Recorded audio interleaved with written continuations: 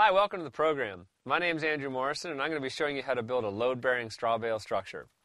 Now, the processes that we show in this production are based on you building a small shed. You can use these same techniques to build larger buildings or different style buildings. It's really up to you. What's important is that you get the fundamentals of how to work with straw bale in a load-bearing capacity. Now, one of the things that you want to be really careful with, no matter what kind of construction you're doing, is taking care of yourself, taking care of the safety of how you are on the job site.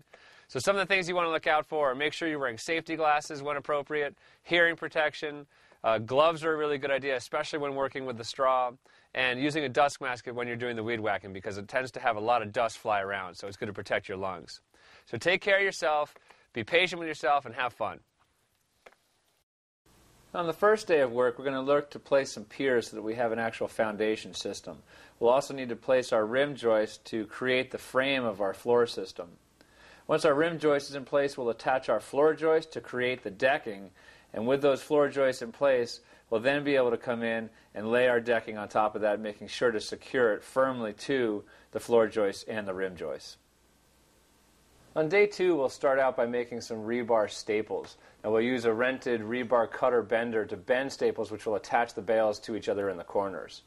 We'll also nail our toe-ups into place and put some strapping underneath them to prepare for the baling later on. Now once we have our toe-ups in place, we'll lay out our box beam for the roof right on top of those toe-ups so we get an equal measurement of the size of the structure. And finally, we'll build those box beams and put them together and set them aside for later. Day 3 is an exciting day where we're going to see a lot of progress. We're going to start by putting braces in every corner to make sure that we have a plumb line to which to bale to. We'll also need to make our bucks for both windows and doors so that we have exactly what we need to frame those items into the bale walls. Now the most exciting part is going to be we're going to set the bales up. So by the end of this day we'll have all of our bales in position and ready to move on to the next position. Finally, we'll add our box beams to the top of that wall to secure everything together. We'll nail those together and the whole wall assembly will be complete up to the box beam. We'll start day 4 by using our weed whacker to clean up the edge of the bale walls to make sure there's no loose straw hanging off of them that's going to interfere with our plastering later on. We'll also compress the bales using a special system that allows us to pull the top box beam down tight so that the bales compress tightly to the toe-ups. We'll lay our rafters on the roof at this point now that everything is compressed, and we'll start with our common rafters and work out from there. We'll make sure to create lookouts to hang our barge rafters off the end and get our fascia in place and complete the roof system so we're ready to sheathe it. We'll start day 5 by attaching our fascia boards or barge rafters to the lookouts that we created the day before. Now with those in place, we'll then move to sheathing our roof using an OSB material that will give us the base foundation for our roof system.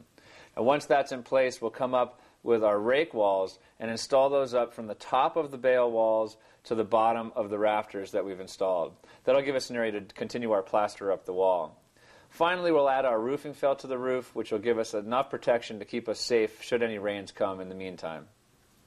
On the last day before plaster, we're going to attach our window and door bucks using some dowels into the sides of the bales to secure them in place. We're also going to prepare for plaster by using some J-metal or plaster stop around the base in any areas where we want a clean finish for our plaster line.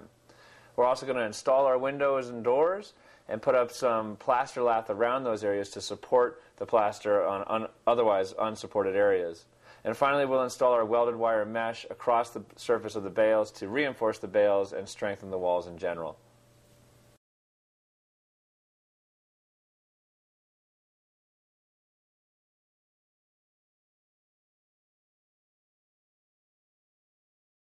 So you can see here the ground that we're working with is fairly uneven. We've got some land that's sloping down in this direction. It's uneven in this direction as well. We've got some holes, some rocky terrain. So for that reason, we're not going to use a foundation like a concrete slab or a continuous stem wall or anything like that, because that really requires us leveling the ground and getting a clear shot. Instead, we're going to go with what's called a concrete pier block. Now the pier block is good because you can use them in sporadic areas, like in this case we'll use them in the corners and in one section of the long run. And all we have to do is level this one pier pad, make sure that it's level, and start from there, and all of our layout goes out from that point. Then as we continue around the structure, we just level the pier pads, and we can come up with whatever height we need to adjust for this sloping ground. This is a very simple foundation system to use. When we start the layout for our structure, we want to make sure that we start in the high corner and work our way out in both directions from there. Otherwise, we end up with a situation where we get a joist running in and we have to really carve out the ground to make it work, and then we have to deal with drainage. So start at the high corner and run both directions from there. Now here we're going to start with this first pier pad. We want to clear off all of the topsoil and make sure that I get down to compacted soils.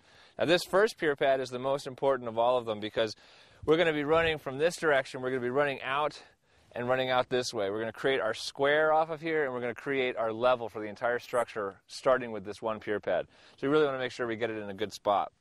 Now if you live in an area where code requires you to get your foundation systems down below any frost line, you'll need to actually dig deeper than just down to compacted soil. You need to use a post hole digger or an auger or something. Get down, fill that hole with concrete, and then set your pier pad in there. Now that gives you a solid foundation that can withstand the freeze-thaw cycles. Although the problem with that is it does take longer because once you set your pier here, you then have to wait for your concrete to set up and dry before you can continue on with the rest of the structure. In our situation, we don't have to worry about that. I'm just going to dig it down to some compacted soils and make sure that we're level.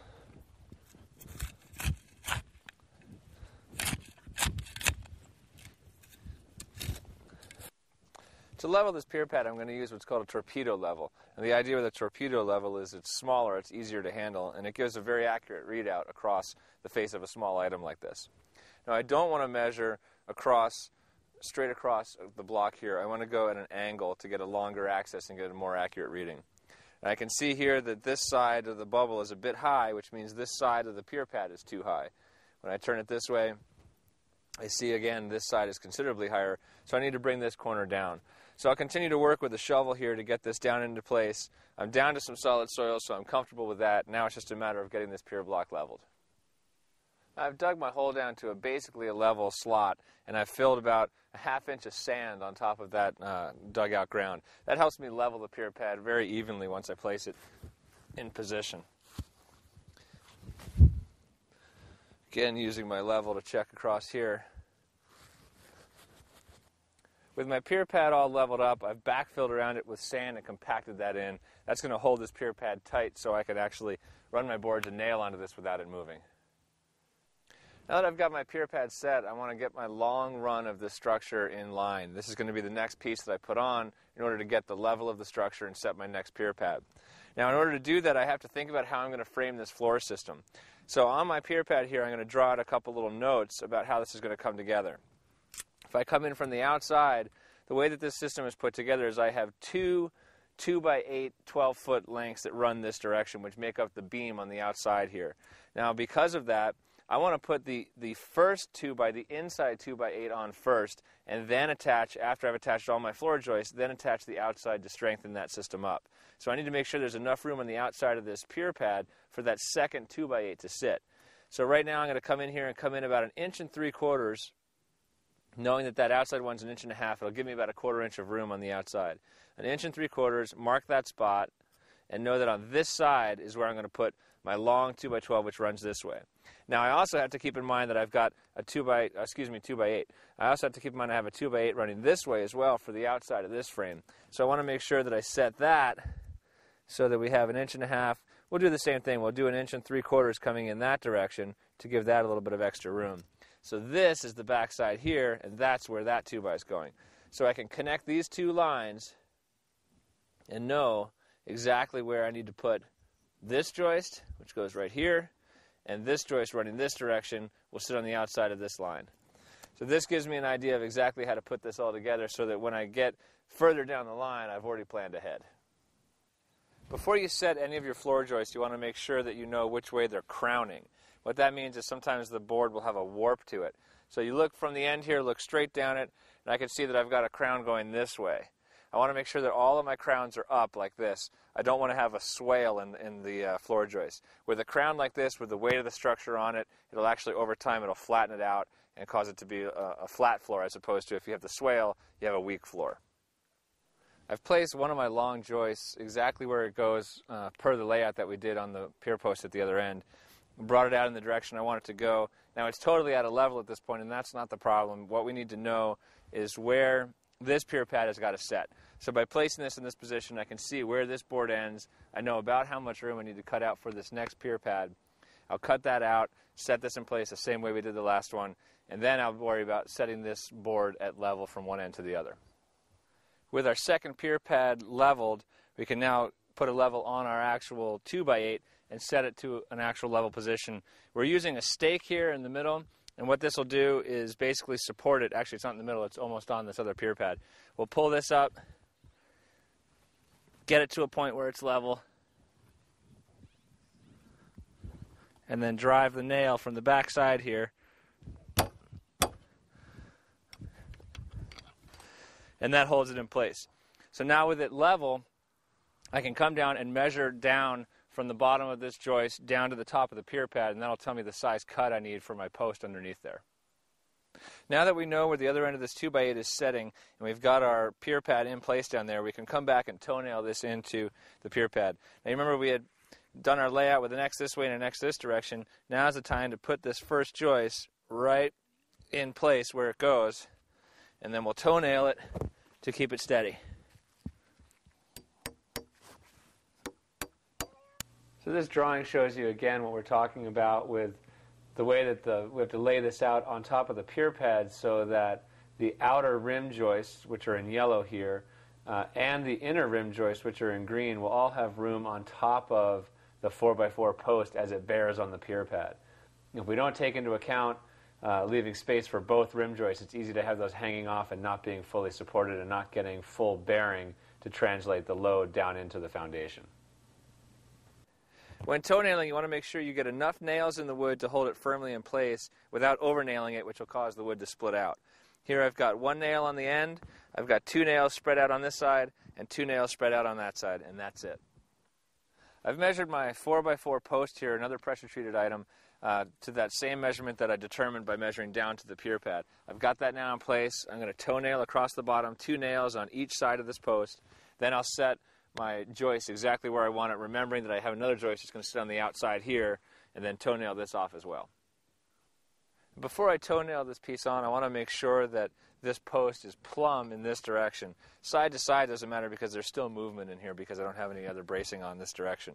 But this way I want to make sure that I've got it plumb. So I use my torpedo level, make sure that it's plumb, then I can toenail. I've got one nail on this side and two on this side.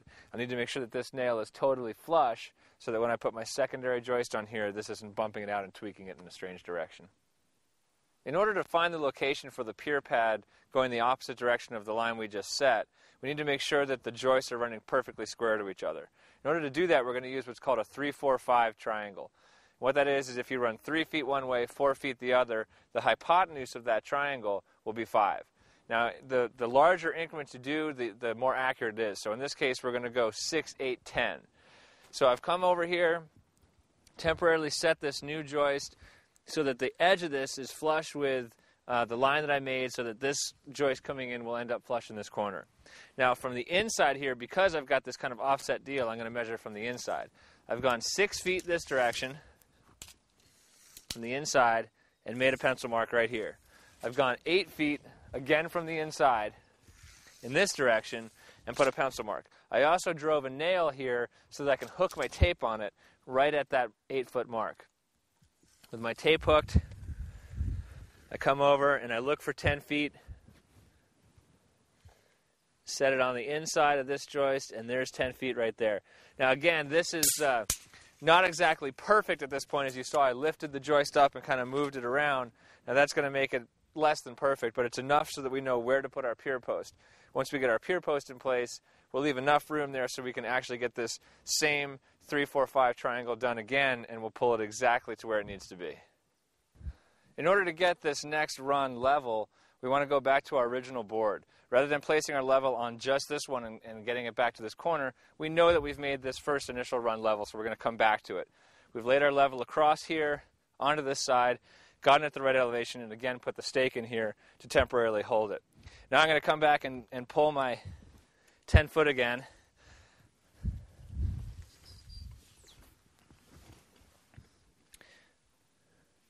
And I can see where I got to move over just a little bit there. Okay, that gives me good placement. Now I can place my block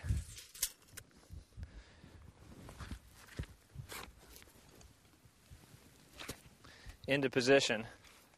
And with this much room, I can work around it and get it level with the sand pack I've got here, and then bring my post up. Now, I want to be sure that I've put this in enough position so that I can get 3 inches of joist running this direction, just like we'll have over here, the first inner joist and then the second joist. So I don't want to place this pier block too far out when I won't have any bearing for these longer joists running the opposite direction. So I'm going to level up this pier pad, and we'll cut a post to fit in place.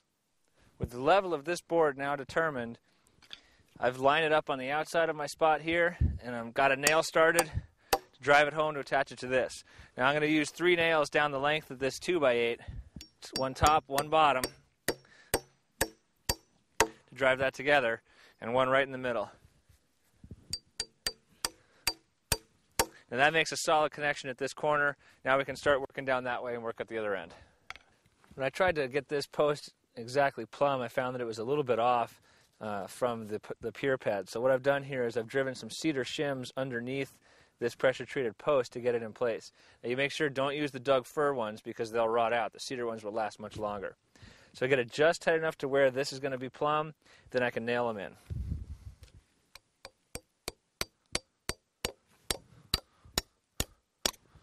Now I've checked with my 6, 8, 10 triangle here again to make sure that I'm right on where I need to be now that I've attached one end of this joist to the other joist, and then also attach this post to the pier pad.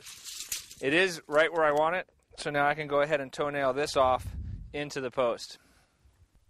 We have our back joist level now, again coming off of this side, so it's time to set this other long joist on this side. Now in order to do that, we didn't have to do the 3, 4, 5 triangle again to get it square off of here. We know that these two are square, therefore we can just measure parallel. Measure from this joist to this joist after having attached it right where I need it, and then come down the other end and pull the tape again and measure across parallel, making sure that these line up at exactly the same number. By doing that, it's an easier, quicker way of getting it in place. And again, once we put our final joist in here, that's going to be cut to a specific length, which will really tighten this all up and make it all perfectly square. We can do it line to line. In order to secure this long joist that we laid in here, we've added the face joist in place. Now without this, there was no lateral strength to this because it was just resting back there on the back joist and then here on this post.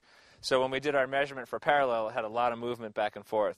So I cut this joist to length, marked it out 1.5 inches on either side for these outer joists. Remember, we're going to have these outer joists coming in to attach here, and then attach it in place. Now that gives us a nice solid corner that we can now figure out where our pier pad needs to go from here. In light of that, I've hung my chalk line. You could also use a plumb bob straight down in this area, and this tells me this is roughly where I need to have the pier pad. So I'll now remove my chalk line and cut this out. Because this span here on the long side is over 8 feet, what we're going to do is put another pier block and another post right in the center. Basically anything when you have a 4x material, which this will be when it's sandwiched together with the secondary 2x8 here, you can go as far in feet as the second number of inches is. So for example, we have a 2x8. When we put it together as a 4x8, we shouldn't span more than 8 feet. So therefore, we had to put another post in the middle here to secure this so we don't get some flex in the floor joist.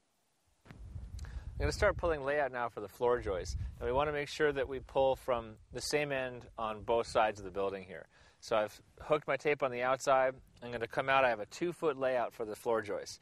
So I come out to 24, and then I'm going to back up 3/4 of an inch to 23 1/4, and that's where I make my mark. Now the reason I do that is as I continue my layout here, 2 feet, 4 feet, 6 feet, 8 feet, and so on, the plywood that's going to sit on here is 4 feet wide. So if I were to go to 2 feet and then to 4 feet and then put my joist running that way, my 4-foot sheet of plywood would have no nailing surface at this end. So by going to 2 feet and then backing up 3/4 of an inch and putting my joist at that mark this direction, it gives me 3/4 of an inch to nail this side of the plywood to and 3/4 of an inch to nail the next piece to. That way you get nice even layout and solid nailing all the way along your sheets. So go to 23 1/4, mark your spot, put an X on the side where the joist is going to go. And you move down to the 4-foot, come back to 47 1/4, mark it, and an X on the far side. And you continue all the way down like that until you get to the other end. I've completed my layout on this side of the structure and on the far side as well. Now again, when I pulled on the far side, I started at the same end and pulled the same direction. Now I'm going to transfer these marks that I made on top using what's called a speed square. down onto the face of each joist.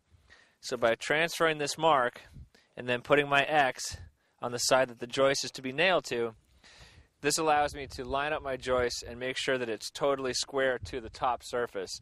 In other words, I don't install my joist at an angle like this by mistake when I'm nailing it on. I've got a totally perfect line to go to, and I can put my joist here. I'll have the same line on the other side as well, so I can line them up on both sides. Now we'll go down and do each one like this, making sure we've got a nice mark to go to and an X so that we don't, by accident, put it on the wrong side of the joist and screw up our entire layout.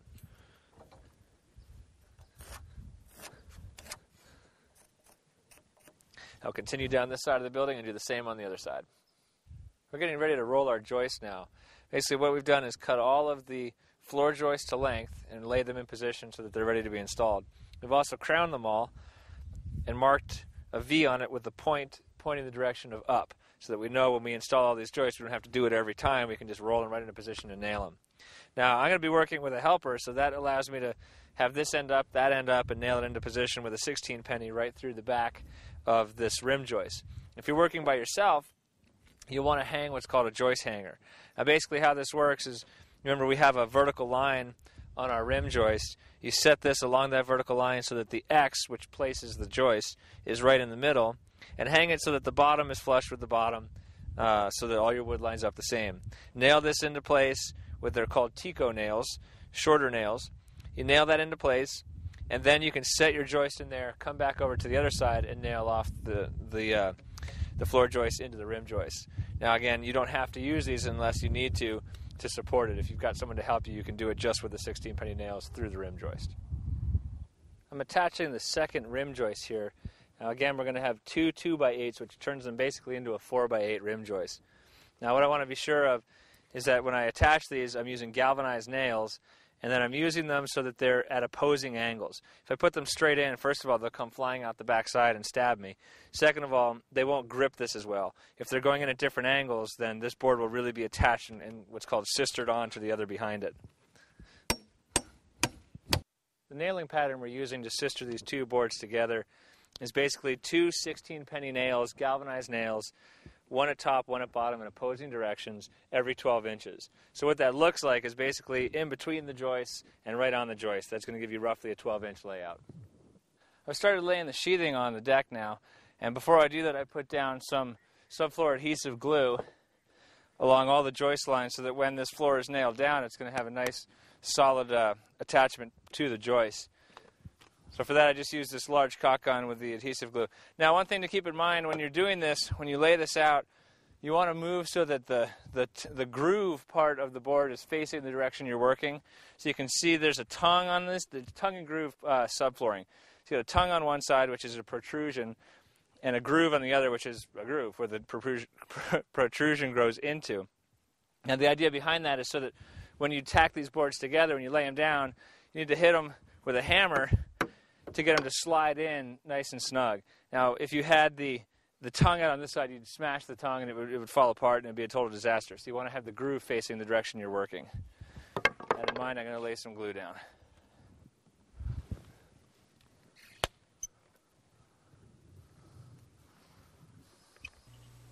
So install 3/4-inch tongue and groove floor decking with construction adhesive and 8 penny nails. There are green varieties of construction adhesive available.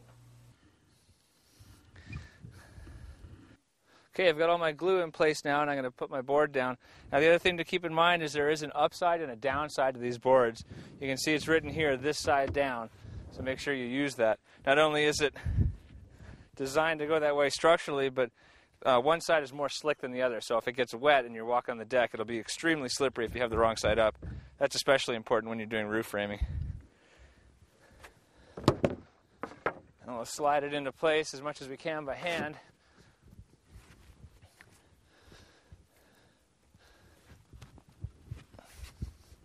I'll make my final adjustments with the hammer.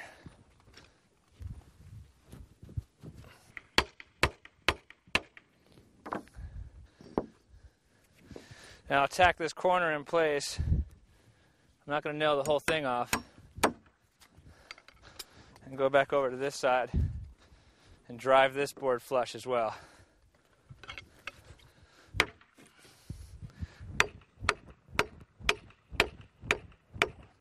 Now we'll go ahead and nail this off now that we've got it all in place. Around the edges of the boards, we're going to put a nail, an 8-penny nail every 6 inches. And out in the field, as we get out onto these center joists, we'll go every 12 inches with an 8-penny nail. I like to use what's called a ring shank nail, which has little grooves on the shank of the nail itself. Tends to hold it in place a little bit better.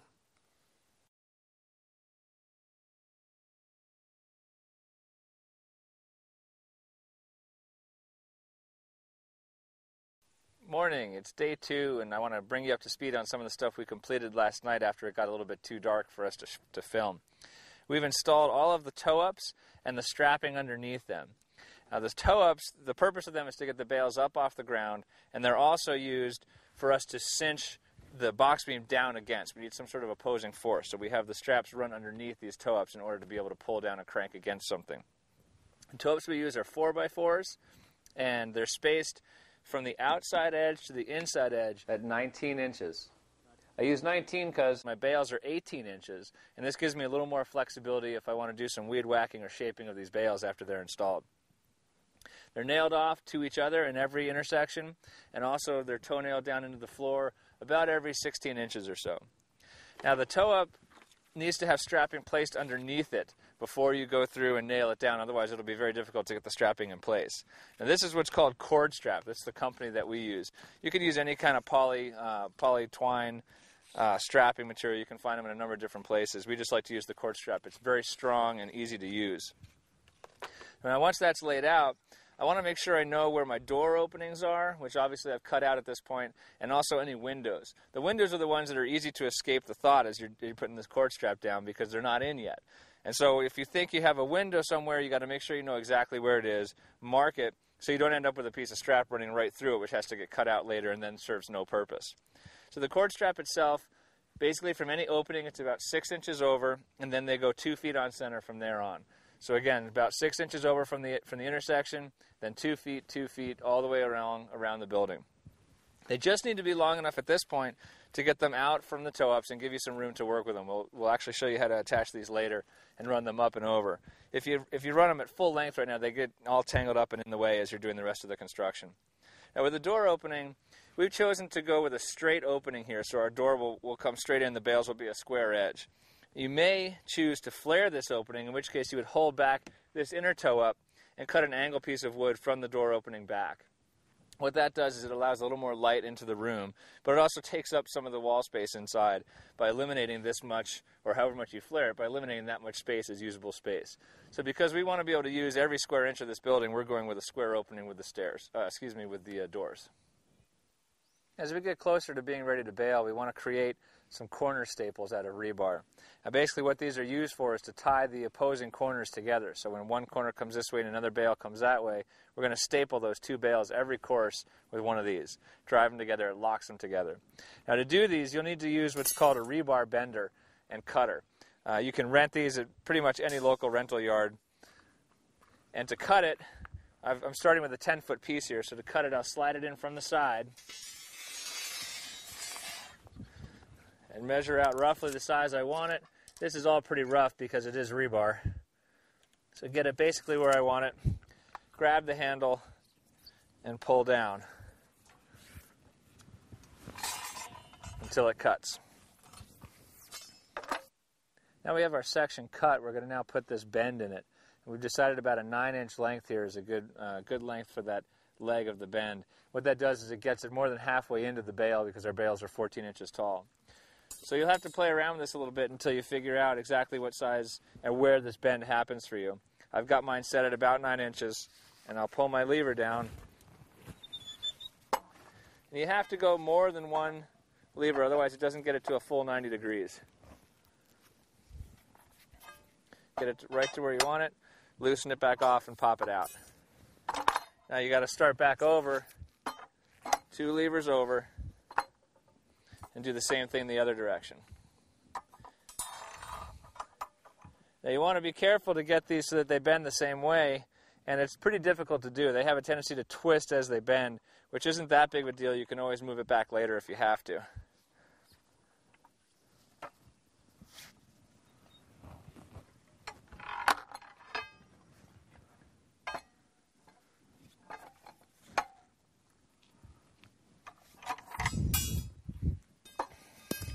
So there's our staple right there.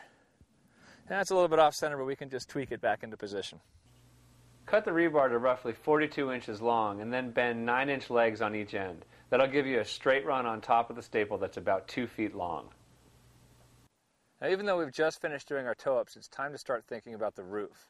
We've got ahead and created our box beams. Now remember, box beams are going to be used on top of the bale walls to cinch down and pre-compress the bales.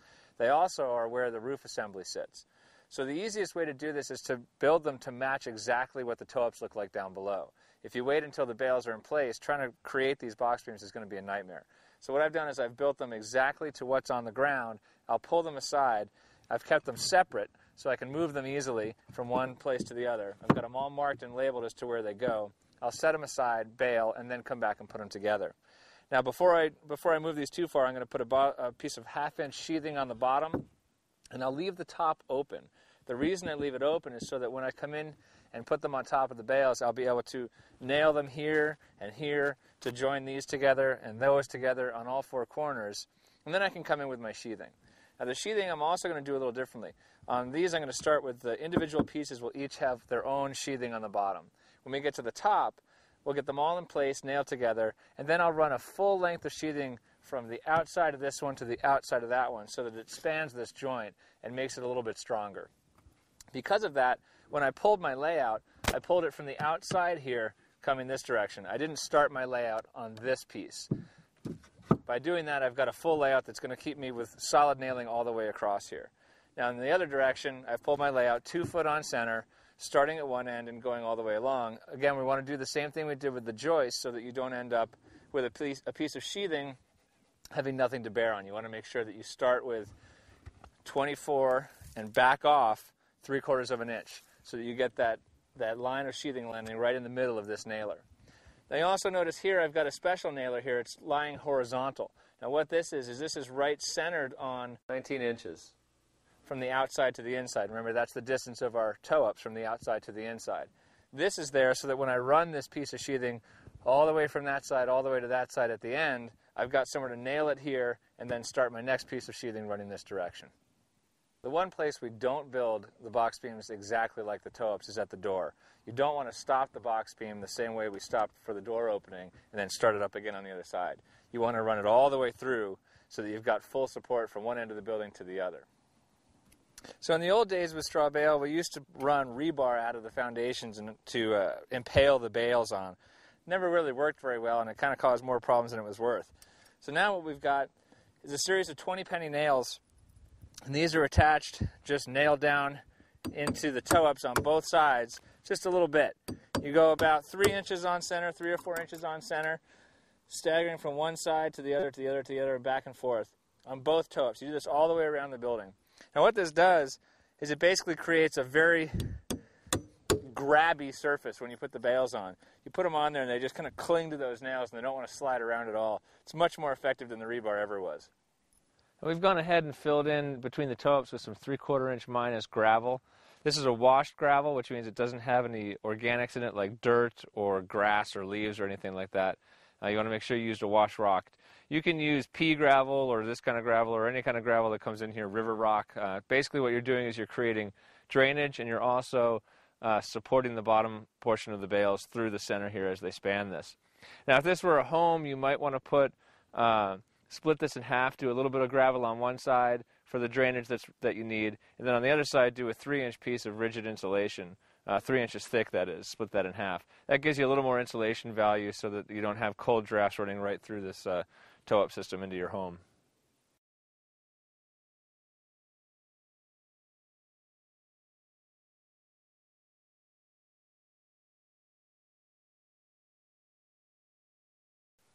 Morning, it's day 3. We had a little bit of rain this morning, which is okay because we're working on some stuff that doesn't really matter if we get a little bit wet around it. It's maybe uncomfortable, but it'll be all right. So we're setting up some corner posts right now, basically giving us a plumb line in this direction and in this direction so that when we start stacking our bales, we don't have to keep checking to see if they're plumb or not. Now all that is taking a 2x4, depending on how long you want to go, maybe 8-footers in the low end here is what we're using. And I've pre-driven a nail at the bottom, roughly where it needs to go. That way I can kind of get in here by hand, one person, and just tack it in place.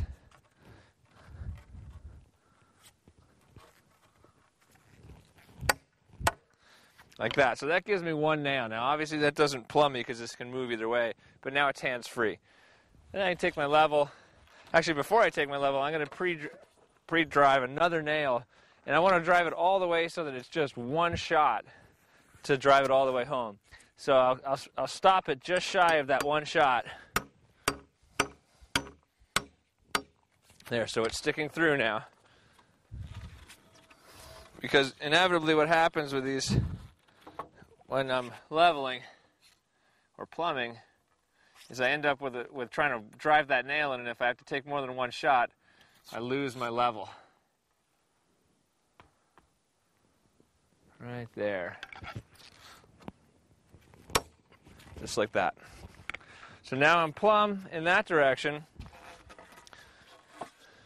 And now what I want to do, this way it'll be nice and solid because it's got the two nails separated from each other, which will hold it in place.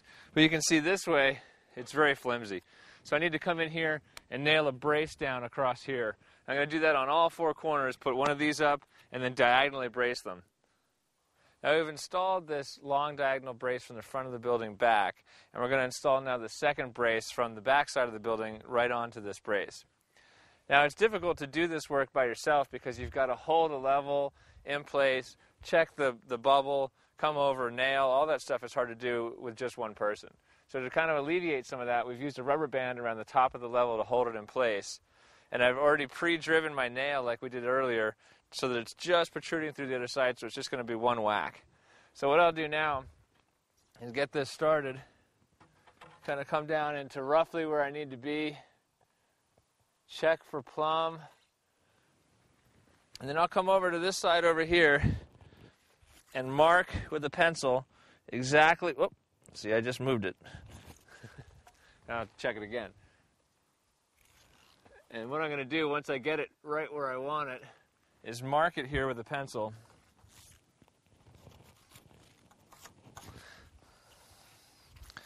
And then double check it. Now if you've got a helper, you don't have to do this back and forth business, but without a helper, it's really what it takes. Now before I drive that all the way home, I'm going to check it one more time and make sure it's good, and then I'll drive it all the way in. Just like that. So now I've got plumb corners on all sides, and we're almost ready to start pulling our bales. Just a few more steps. I've started framing up the door buck. Basically all this is 3 2x6s nailed together with the inside opening measuring the same as what's required for the door opening. So it depends on what size door you use. We've got a 3-foot door, which gives us a 36-inch door plus 3/4-inch jamb on either side, plus also outside of that you want to have a 1/4-inch shim space on either side. So it's basically an extra inch on either side of the door, which makes a 38-inch opening. So with my 38-inch piece of wood along the top nailed to my legs on the side, now what I want to do is come down here to the bottom, measure that again, make sure that the bottom is exactly 38 apart so that I know that these legs are running parallel. Then I'm going to nail off a piece of plywood along the top, which is going to act as a brace to hold that in position while I install it. So now we've got our door buck braced off with the plywood and in place. Basically all we do is line it up down below right where we know it goes because we already have the opening there, nail it in place, and then this cross brace which is coming down gives us a great nailing spot as well. Just drive one nail right here to stop this whole thing from tilting over during the baling process. So when you're looking for quality bales, there's a couple things you want to keep in mind. The first is just the way it looks, the golden color. You want to make sure it's not brown or has any black spots on it, which are indications of water damage. Here you can see the nice golden color of the bale. The next thing is density. The easiest way to check density is to pick up a bale by one string. It shouldn't deform. It should stay in relatively good shape when you do that. That's going to give you basically a dense enough bale to work with. Now some other things you want to look for are the cut edge. This side here is the cut side of the bale. As it goes through the baling machine, it actually gets cut as it's put in place. It gets folded in, rammed together, and then cut off. The cut-off side gives you a good idea. You can look down the actual end grain of the straw and see what the condition of the straw was like before it was baled, when it was in the field. Was it Did it see water when it was in the field, kind of thing. And then the other thing to keep in mind is you've got this edge, which is the cut edge, and the rolled edge, which looks entirely different. You can see the rolled edge doesn't have that same grain to it as the cut edge does. So when you're stacking these, it's a good idea to keep all of the rolled edges facing one direction and all of the cut edges facing the same direction, so you get a pretty even finish when you go to plaster and when you're weed whacking as well. That's the basics of what you want to look for in a bale. Obviously, you want it to be dry, so you'll know that when you pick it up, that it's light enough. You want to make sure they're about anywhere from 8 to 10% moisture content is a great moisture content level. You can use a moisture meter. They make hay needles you can stick in here. They're made for hay, but we use them for straw. They go in with a probe, and you can actually get a measurement of what the bale is on the inside. If you're doing a home structure, you'll most likely be required to take a random sampling by your code officials. For a structure this size, we're not going to worry about it. We know these bales are in good shape just by looking at them and by feeling them. We're going to start setting our first bales, and I've chosen to put the cut side of the bales facing out. It's just my preference. You can do whichever way you want. Now, you want to start in a corner and work in two directions so that you get overlapping corners as you go. And it looks like with the layout of this and the size of these bales, I may be able to get a full-size bale and a full-size bale on my bottom course, which would be great. If I can't, I'll have to retie this bale to fit in between the door buck and the other bale. When you set these in, remember these nails are going to grip on pretty darn tight. So you want to get them basically in place and then check that they're going where you want them before you sock them into place. Looks like I could put that out a little bit further.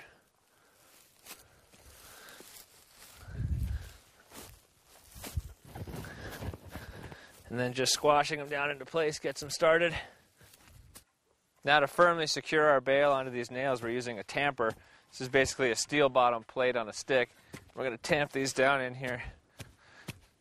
Get them nice and solid on those nails, just like that. Now across this backside here, I can't get a full bale in here, so what I'm going to do is turn this corner with a full bale, and then I'll be able to measure in between these two areas as what size bale I need to plop right in the middle there. It's easier to put the bale in place and measure to it than to try to measure it with a tape measure, because bales aren't exactly like lumber. You can't really get a clean measurement on them.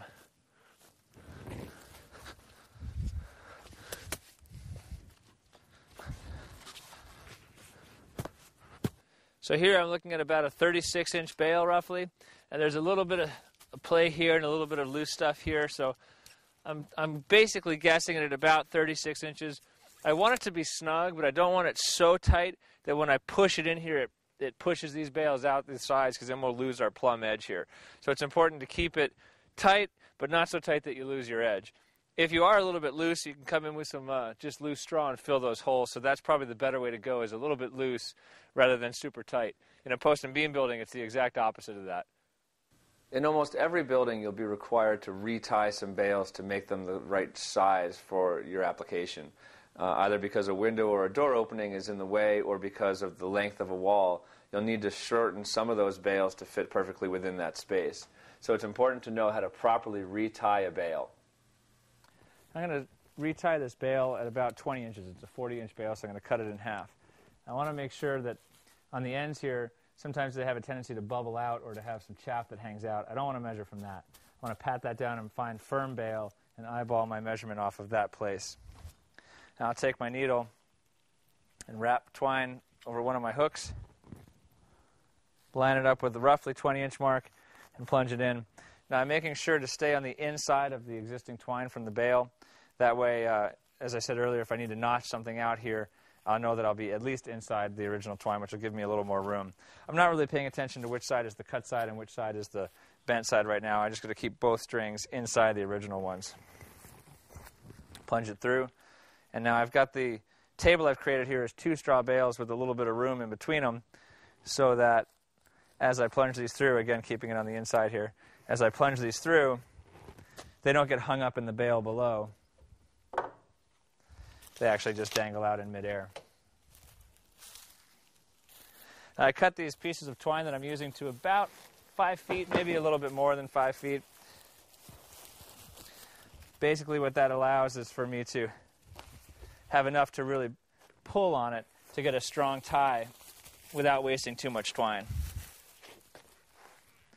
Now you can see this twine came out on the inside. That's just fine. This one didn't. Because of the angle that I had my needle going in, it plunged it to the outside of this twine, so I want to make sure to put it back underneath and get it to the inside where I want it. Now, although I measured the other way, this is a 40-inch bale that I'm cutting in half, so for ease, I'm going to cut it. I'm going to retie it this way, and I'll still end up with the same thing.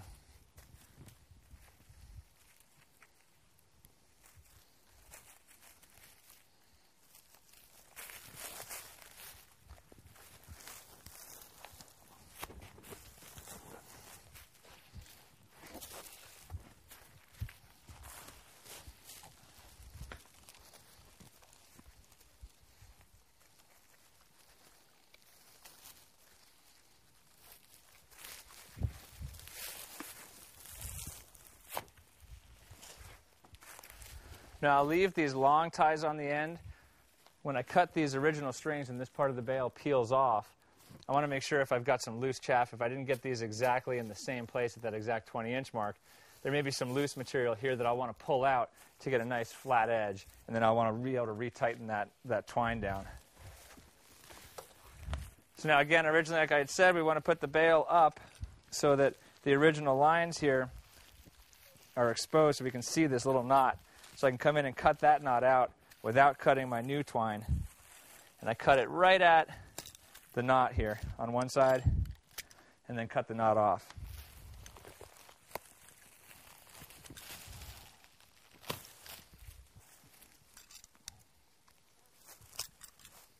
Same thing on that side.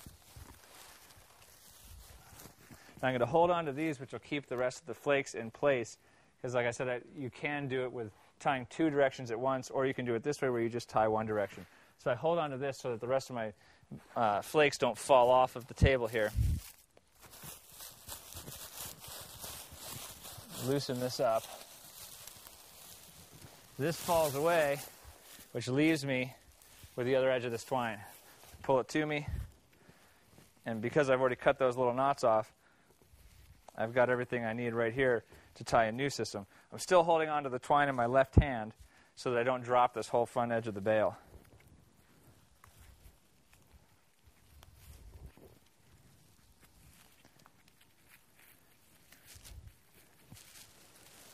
This time I just want to gently secure that. I don't want to cinch it all the way yet until I know I'm ready and got my twine right where I want it.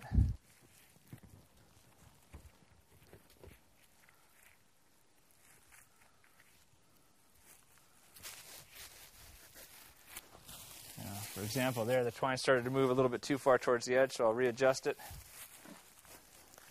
Pull that part tight. Pull a little bit tight on this side. I can really start to cinch that up. Same thing on this side. So that's a very firm bale right now, just from loose flakes, using the original twines that were there in place, not having to go through the whole process of trying to tie two bales at the same time. Leave my loops, but cut off my loose ends. That bale's done. Back to the original. I can check it now to see. There's a little bit of loose chaff in here, but not too bad. Came out pretty well, basically on the same flake, right where I wanted it. So I don't need to re-cinch these down. I can just cut off the excess. And this bale is ready to be put in the wall. Now we just created two bales, two 20-inch bales, so that as we're doing this section that we've been starting on over here, we've got, as you recall, we have the low bale, the full bale, we're going to have a half bale, then we can fill in. When we need another half bale, we've got it ready now. Even though we don't use it right now, it's on site and ready to be used. Use the miller's knot to retie only the bales that need to be resized. Full-size bales should be left with the original twine, which will be strong enough in the structure. Now, the miller's knot is a very fast and very strong knot. As an example, this is a bale fresh out of the baling machine. And you can see the amount of flex and deflection you can get out of these strings. I can get my whole hand under there sideways. Now here's a bale that we just retied, and I can barely get 2 fingers underneath that. It is so much stronger and so much tighter, which not only increases the density of the bale, but makes it much firmer when you put it in the wall, when you start plastering. it actually makes for a much better backing for the plaster.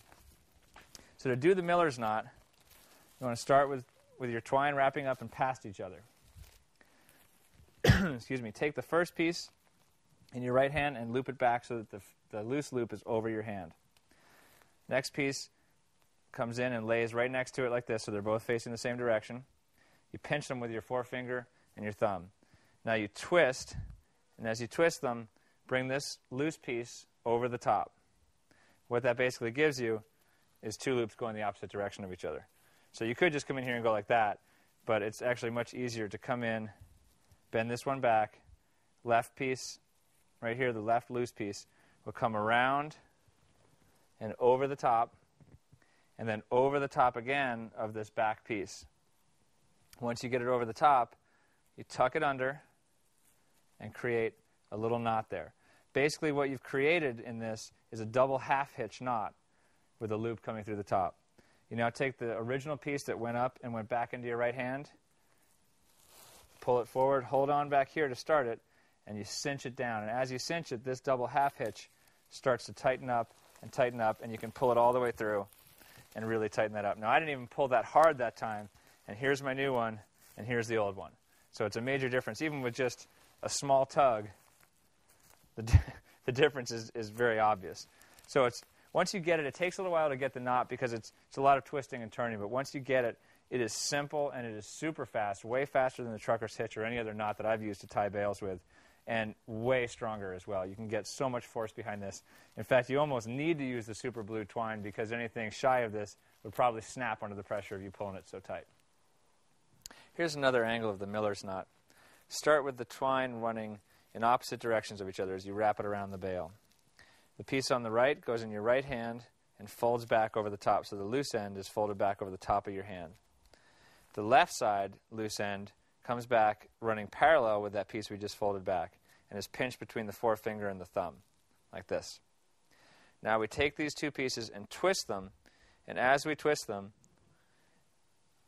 my middle finger grabs the loose end of the left side, puts it over the top, and over the top again of the second piece. We then bring it back through, creating a little loop coming back through that section. Let's do that again. Starting with the piece on the right, going through the hand, being folded back. The piece on the left, parallel to it, pinched between the forefinger and the thumb.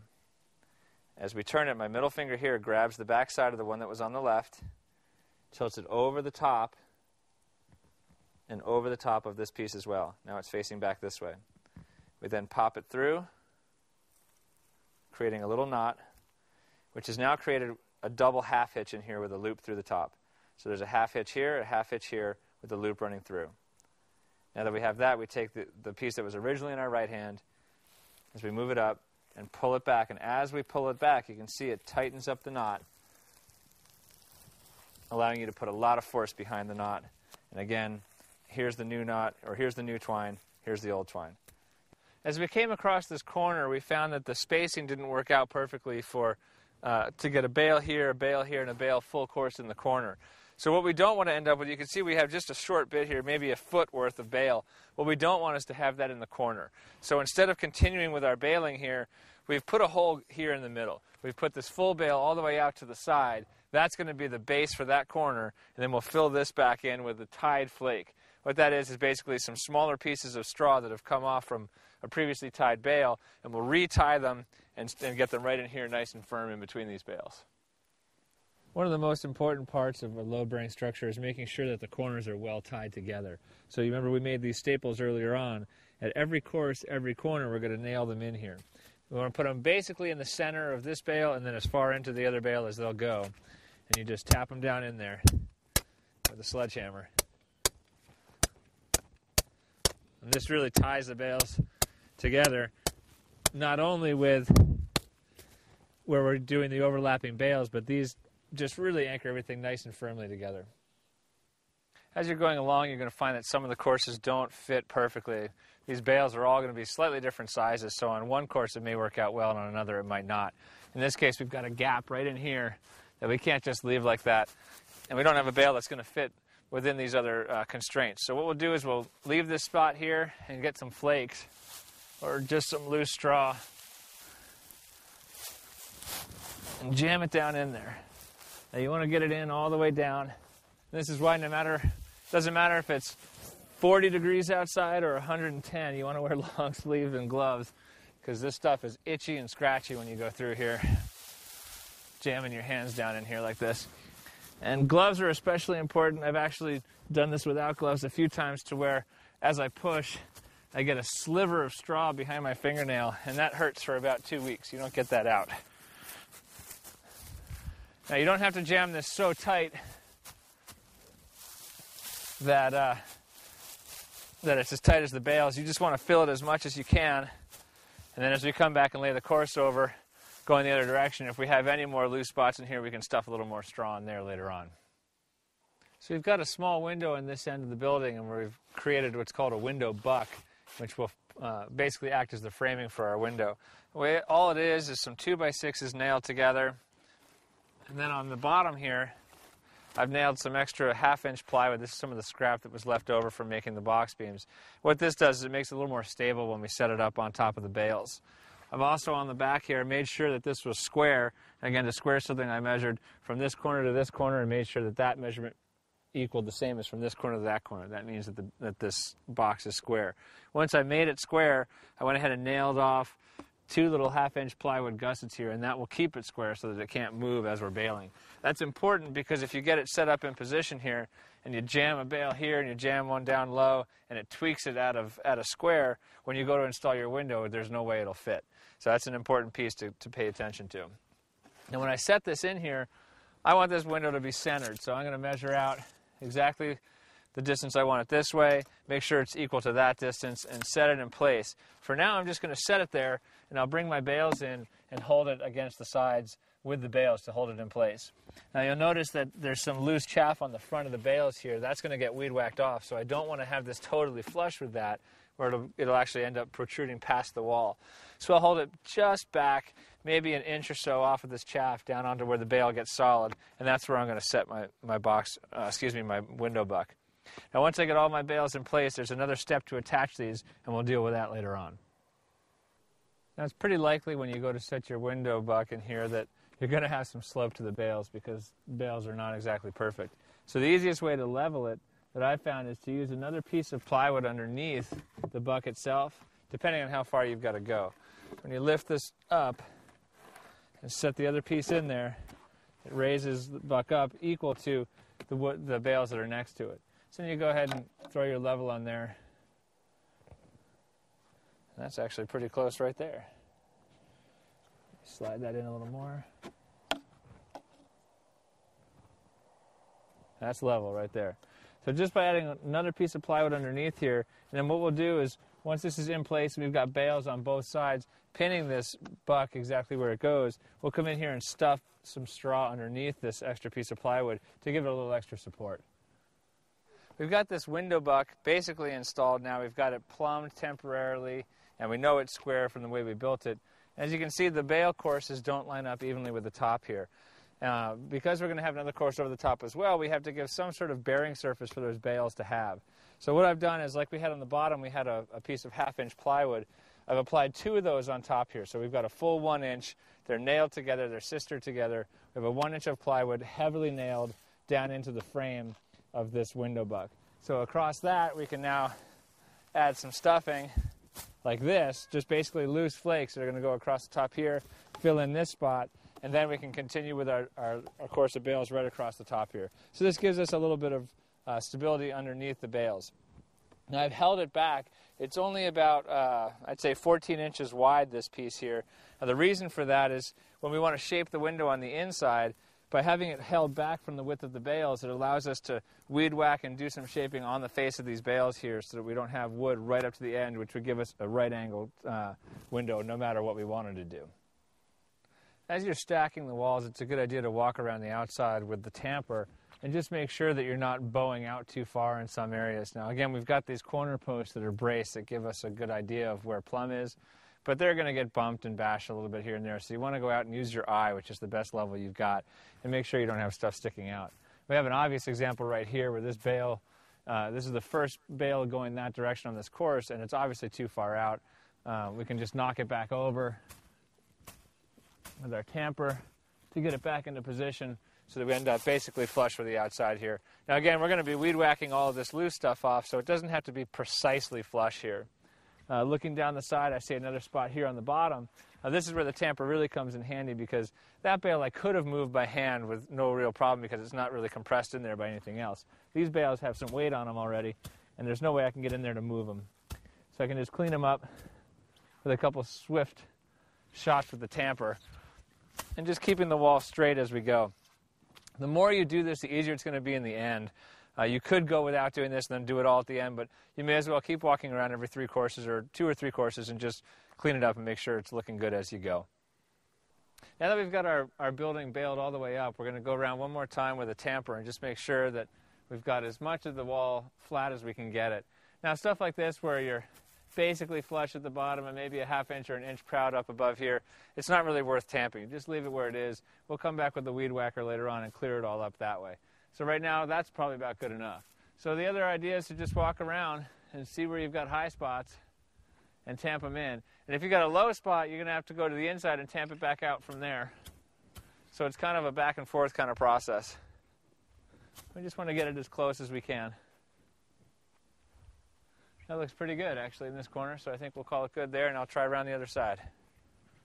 So we've got our box beams set in place now on top of the house.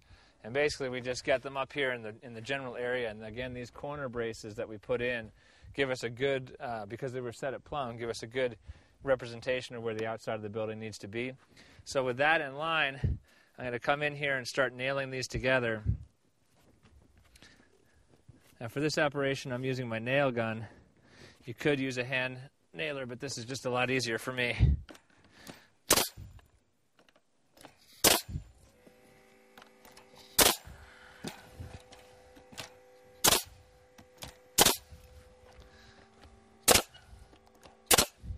I want to make sure I've got a really solid connection at this point. This is basically where we're going to be cranking down with our straps, so we make sure that if we have a strap, say, right here, that it doesn't pull down and tweak this joint in here.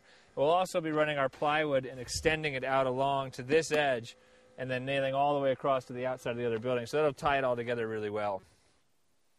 So here's a great example of why we build the box beam on the ground to match the toe-ups or to match the line of the toe-ups rather than trying to match the bales once they get up on top. Now, even though we had our corners braced and we had plumb corners and we had some bracing across to work with, we found right in this area where there's no bracing or anything to reference, the bales took quite a big bulge out this direction. You see, we set the box beam back up on top and there's about a 2-inch bulge right here in this portion. Now, if we had done our box beam to match our bales, we would never have found that, and our building would have had these expanding walls, which over time could become actually a structural problem and also wouldn't look very good. So now I can come back in here and tap these back over to where they need to be, knowing that that's a solid reference point up there at the top now. You can see the bales are still nice and loose at this point because we haven't tightened anything down yet. So it gives us a little bit of simplicity in getting these bales into place. And we'll get them pretty good. They kind of want to wobble back out, so I'll get them close enough like that. Once we get our strapping on and cinch that down, I can do some final tamping to get them in place so that when I hit them, they'll actually stay there. Right now, they've got a little bit of wobble room. But that was just a great indication of how it's so important to build that box beam on the ground. So again, we're on the short side of the building here, and I'm running my plywood the full length. I want to make sure that that's a really clear point because this is going to help tie all of this box beam together. So we've started at that end, lined it up, got it clear coming straight across here, got all our nailers in place, and I'm going to nail it off now, and that'll really secure this end. Then I'll go out and do the same thing on the other side and then infill the middle with the rest of the plywood.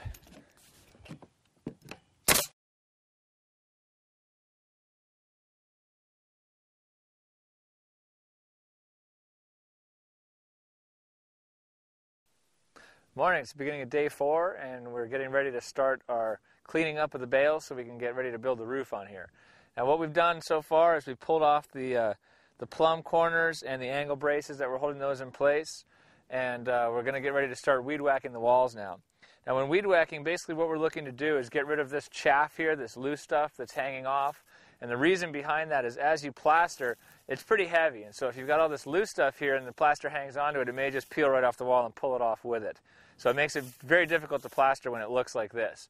So we'll come in here with a weed whacker and just shave this back. It doesn't end up smooth, but it ends up with this loose stuff going away, and all this stuff that's just popping right out will get cut off. It'll give us a much harder surface to plaster to. And we want to try to get it as even as we can all the way across the wall, but again, especially because it's load-bearing, we can't do a whole lot of digging with the weed whacker. We can't dig into these corners because we've got the blue twine running on the face of that, and if we break that twine in a load-bearing structure, that can be a real problem because you've got nothing holding this bale together at that point. So you want to be careful not to do that. You want to be careful to stay away from those strings. Also, we have our strapping hanging out the bottom of the wall, and we want to make sure that we don't whack that with the weed whacker and cut that off, because then we've got no way to put our strap all the way up and over the building, which we really need to tie our top box beam together. Other than that, you just want to get the loose chaff off and get it as even as you possibly can. Now the easiest way to do this is to start at the bottom at the reference point of the toe-ups and kind of work your way up, eyeballing exactly where you need to cut and where you can leave some. Now in general, you want to shave off all the chaff that you can so that, like I said earlier, you don't have the loose chaff hanging on the bales when you go to plaster. But if you've got an area that's fairly indented, you may just want to give it a quick brush with the weed whacker and then move on. Now some of the other areas that are sticking out proud of that line, the toe-up line and the box beam line, you'll want to weed whack back and not only knock the hairs off, but dig somewhat into the wall a little bit to straighten the wall out. And the more weed whacking you do and the straighter you get the wall, the easier it's going to be when you get to the plastering. It's very difficult to smooth out a wall with plaster. Although it is possible, it takes some pretty good plastering skills. So you just want to use the weed whacker to get as much off as you can. Now when working on the end of a bale like this, you want to be careful that you don't hit the strings. At this stage, if you hit the strings, they'll pop and the bale could fall out with loose straw just sort of piling off the building. So work away from those strings, just gently touching the loose chaff, and then continue up the wall, clearing as you go. Be sure to weed whack both the exterior of the structure and the interior. You want to make sure to get all of the loose chaff off of the building from both inside and outside. The large weed whackers can be difficult to use inside, so a smaller electric model may be easier to handle when working above your head or indoors. When weed whacking, especially on a building this size, it can be difficult to use the large handlebar style weed whackers. For that reason, you can get one of these simple and relatively inexpensive. They're about $55. It's an electric weed whacker, and it's not as powerful and it won't work for as long. So if you're doing this on a large house or for a living, then you're going to want to get a nicer, higher quality weed whacker and make the investment there. But these things work great for a few times or for a small house. It's a great way to go. And they're light enough that you can really put them up above your head really easily and work with them a lot more simply than you can the large models. We're ready to put our strapping together, and we've got these little buckles which is going to tie the short pieces that we've already wrapped underneath the toe-ups to the longer pieces that are going to go up and over the top of the box beam. Now to put these on, we basically bend this back so that the short end is facing back on top. Push it under through the main, make sure that your ribs are pointing to the right. Put this through, come around like that, and that's one side right there. And we'll do the same thing going the other direction for the piece that's going to go up. Push it through, come around, and pull it tight. And that gives us a completed clip with a piece here and a piece here for us to tie our crimpers onto to tighten this thing down and really pull this taut. Now we've got the cord strap ratcheter in place now. Basically the way this is, you want to have the long loose end at least a foot away from the buckle so you can loop it through here. Now what we've done is you squeeze the handle which lifts this, we run the bottom piece through there, and that's the gripper. That now is holding that tight. This secondary piece, the loose piece, this is a cutting device, and if you put it through here, once you've tightened it and you squeeze it to release, you'll cut this, and it'll be cut very short, which you don't want to do because you may have to retighten some of these to fine-tune the level of the top box beam. So avoid the cutter, put it through here, and then you ratchet back and forth, pulling it this direction, which tightens the strap down. You can see it's pulling the buckle tight as we do this. Now to release it, I press that, it takes the tension off, slide it out of the way, and that's got it tight. Now I'm going to go around and tighten all of these just about this tight so that I can feel the pressure on it, but they're not super tightened down now. I don't want to compress this one cord at a time. I want to get them all evenly pulled down, and then we'll go all the way working down the building, actually fully compressing these bales, and then finally do the fine-tuning like I talked about to do the actual leveling of that top box beam. So we want to make sure that we always leave this end long enough after each time so that we can do one last adjustment as necessary. And leave it long really until you plaster, because they may, if the weather changes to hot to cold and they get some sunshine on them, they may stretch a little bit. So you want to be able to make sure they're really tight right before you plaster. Then you can cut these loose ends off and go straight to plastering and cover them all up.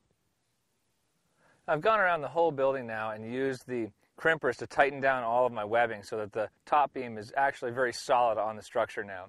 And what I need to do at this point is to make sure that it's level, or at least as close to level as possible. The reason for that is when you start framing the roof in, if you've got two different plates, basically they're plates at this point at different levels, it's going to make cutting the roof in pretty difficult. So in order to do that, basically all I'm going to do is take a straight 2x4 and a level and set the level on top of the 2x4 from one side to the other, and make sure you can go corner to corner, length to length in a number of different places, and make sure it's as close to level as you can get it. The way that you get it level is you work on the strapping. So you go basically in an area where you've got a strap, say which one's higher, which side needs to come down. Pick a spot, check all the way around the top, pick a spot, pick your highest spot, and start working down from there to your lowest spot. That way your lowest spot can stay, you don't have to try to move that any further. So working from that lowest spot and pulling the highest spots down, you go with the crimpers and you pull the webbing tighter and tighter and tighter until it gets it back to level. So going from your base point all the way around the structure, you get it as close to level as you can. Now it's not going to be perfect, and we'll be able to work out some of the spots that are missing in terms of the level when we actually put our roof structure in place. Now there's still quite a bit left to do on the interior of the structure, but right now we're going to focus on getting this building protected, so we're going to move to building the roof. I've built this pony wall here. Basically what this is this gets the front end of the building high enough to allow our rafters to slope back to the back of the building at what's called a 3 and 12 slope. That means that for every 12 inches of travel, it's going to come down 3 inches. Now the reason I chose 3 and 12 is that with standard roofing, you have to have at least a 3 and 12 slope in order to get the proper drainage so you don't get water coming into the building. You could go lower than a 3 and 12 and change the roof pitch, but you'd have to do some extra work with your roofing, so that's up to you.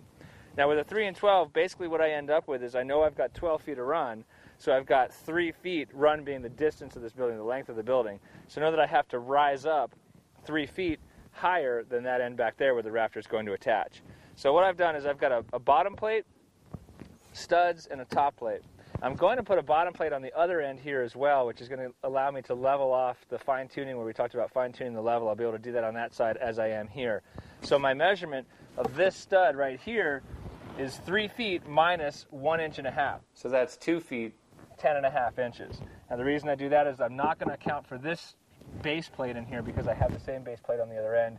So my 3 feet has to come from the bottom of this stud to the top of this plate. I then use some of the leftover half-inch plywood sheathing and attach that to the face of this on the outside so we can plaster against it. Now when I line this up on the building, the sheathing is lined up flush with the outside of the box beam so the plaster can come straight up that wall. I'm going to come in here and put one nail down in the bottom just to get me started and held off.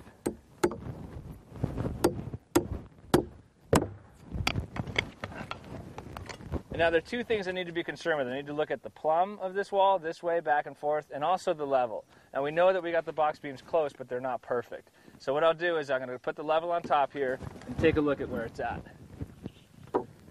I actually did this beforehand, so I knew to start on this side. That side needs to come up a little bit. So I'll go down that end, use some shims, and bring that side up until this bubble reads perfectly level. Then I'll come back in with some shims in between here and put up any kind of bracing here so that it'll have a secure anchoring onto the top plate. We started laying our rafters in place here, and they're serving two purposes. One, obviously, is to be the roof. The second is to brace off this pony wall that we built. Rather than putting a brace here temporarily to get this wall plumb, we're just going to go down with a 4-foot level and plumb this wall as we add the rafters in place. Now, in terms of where the rafters go, I've pulled a tape from the end here 2 feet in and marked a line to the inside of this pony wall plate. So right at that line is where the 2-foot line intersects. I then plumbed this section up where I want it to be, headed down to this end of the building, and nailed it off. Now over here, I've got, remember I had talked about adding another 2x4 plate here, which is why we had the measurements that we did on the other pony wall. So I've got this plate in place. I've pulled the same layout from this side going that direction that I have from that side going that direction. So I know that my rafters will be parallel all the way across this layout as we build this in. Now for now I'm just toe-nailing this in, and I'll put another piece of wood in between this rafter and the next rafter and nail them together and toe-nail that down to the plate as well. The reason I'm doing that is to create simple rafters. Now, a simple rafter is basically a rafter that's not cut. A more complex rafter has what's called a bird's mouth cut into the bottom here, and you have to calculate the slope of your roof and use a special tool to figure out exactly how this is going to be cut out. Now, it's not terribly difficult, but in a roof of this slope with just a shed design, it's just much easier to do a simple rafter here, so that's what we're going to go with to keep this whole building simple. Now we lay out the rafters similar to the way we did the floor joists on 2-foot centers and just continue to work down the building, adding rafters as we go. Now be sure to secure the rafters as you move along and also pay attention to the pony wall, making sure that that pony wall remains plumb. If it shifts out of plumb while you're attaching these rafters, then it's actually, you run the risk of having to deal with that later, which could ultimately put the whole roof out of square. So with our last common rafters or main rafters in place, we'll get ready to move on to the next stage, which will allow us to attach our barge rafters. Now with all of our rafters tacked and toe-nailed in place, I've come back in here and put a couple extra pieces on here. The first piece is this lower band right here. This is just a 2x4, and I chamfered the edges a little bit, put an angle cut on the edges to make it dress up a little because this will be a finished piece. Now what this does is when we come in here to plaster, it gives us a place to stop our plaster. Otherwise, you end up having to come up and plaster in between the rafter bays, and that gets to be difficult work to do. So this just shuts it off right here and plaster down below. On top of that, I've got what's called a bird block. Basically, the idea here, this keeps the rafter tails from squeezing and twisting and turning. It also gives us a place to nail back down into this board to give these a little more rigidity into the frame. And it also acts as a way to stop stuff from getting into the building. If you imagine here with the sheathing over the top, if we didn't have these, birds and stuff could just fly right into the building. So this is designed to stop that from happening. Now to nail these on, the first piece here, this little band piece, what I've done is I've nailed it basically every 2 feet. Everywhere where there's a rafter bay, I've nailed 2 nails straight into the frame because I know I've got a stud directly underneath that so I can nail into something solid. Then in between that, in the middle here, about 1 foot, I've nailed just at the top into the plate because I don't have any stud to nail into. I don't want to shoot just straight down into the plywood. So it's just into the plate here.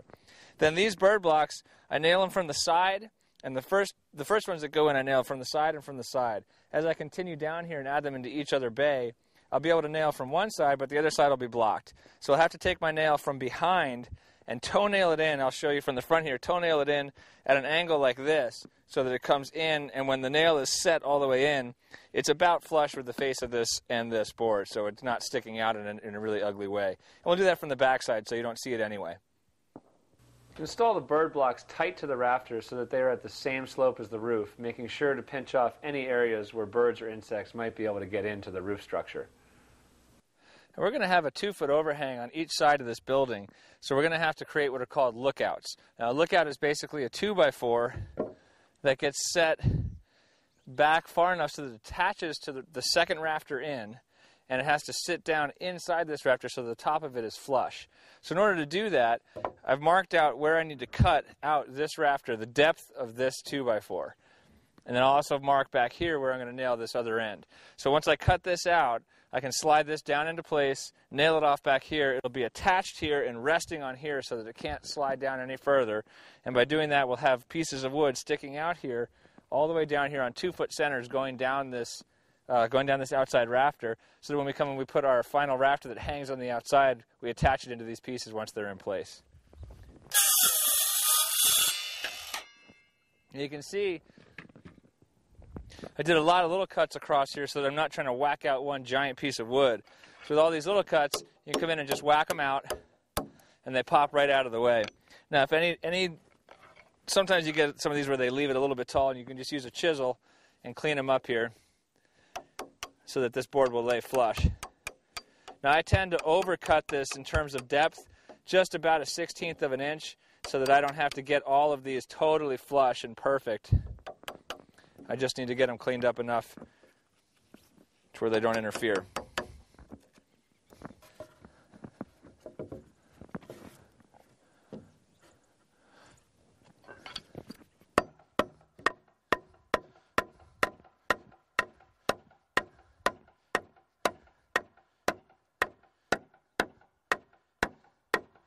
So now I'll put 2 nails down through the top here and 2 nails through the back side of this into the end of this 2x4, and that'll create a very solid overhang for me when I get these every 2 foot on center.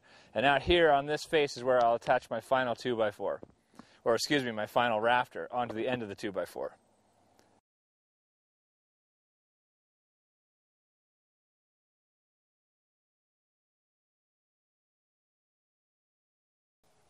Morning. We've got all of our fly rafters installed, and there's a couple details that I wanted to point out that so that they don't get missed when you're actually installing them. Now, one of the most important aspects of the fly rafter is to support the outside rafter on the edge here. Now, when that rafter goes on, you want to make sure that these are all in the same plane. The ends of these tails are all in the same plane, so you get a nice straight rafter. That's also true when you're on the inside here. You want to make sure the space between the rafter that it's nailed down into and the rafter that it's nailed from the side are also running parallel. So the way to do that is, you know the size of your blocking that you put in between the 2 rafters.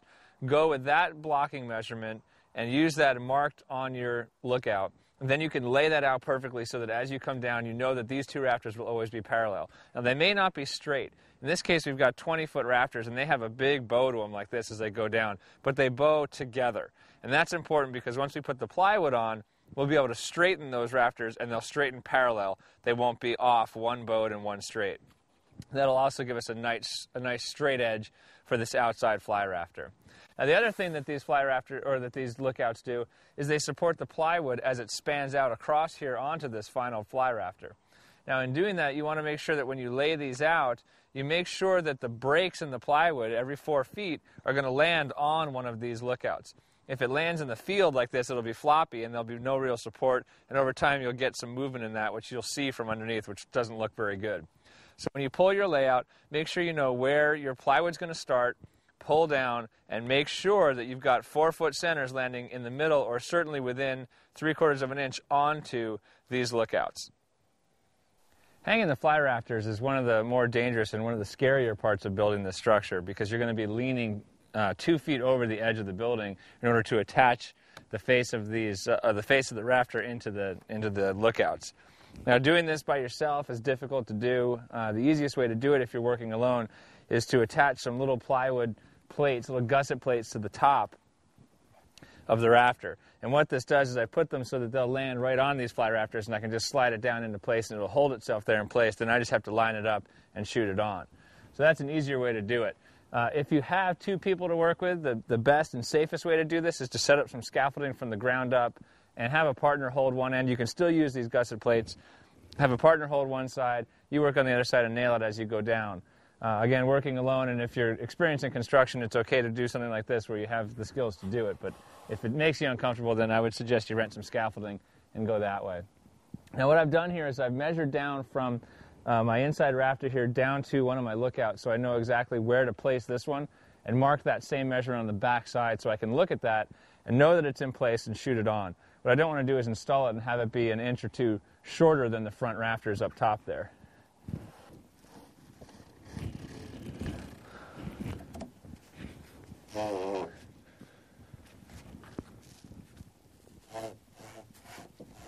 That's where I line up, right there. Now again, on this one, I'm using a nail gun because hanging over here and doing it with a hammer and nail sounds just a little bit too scary for me.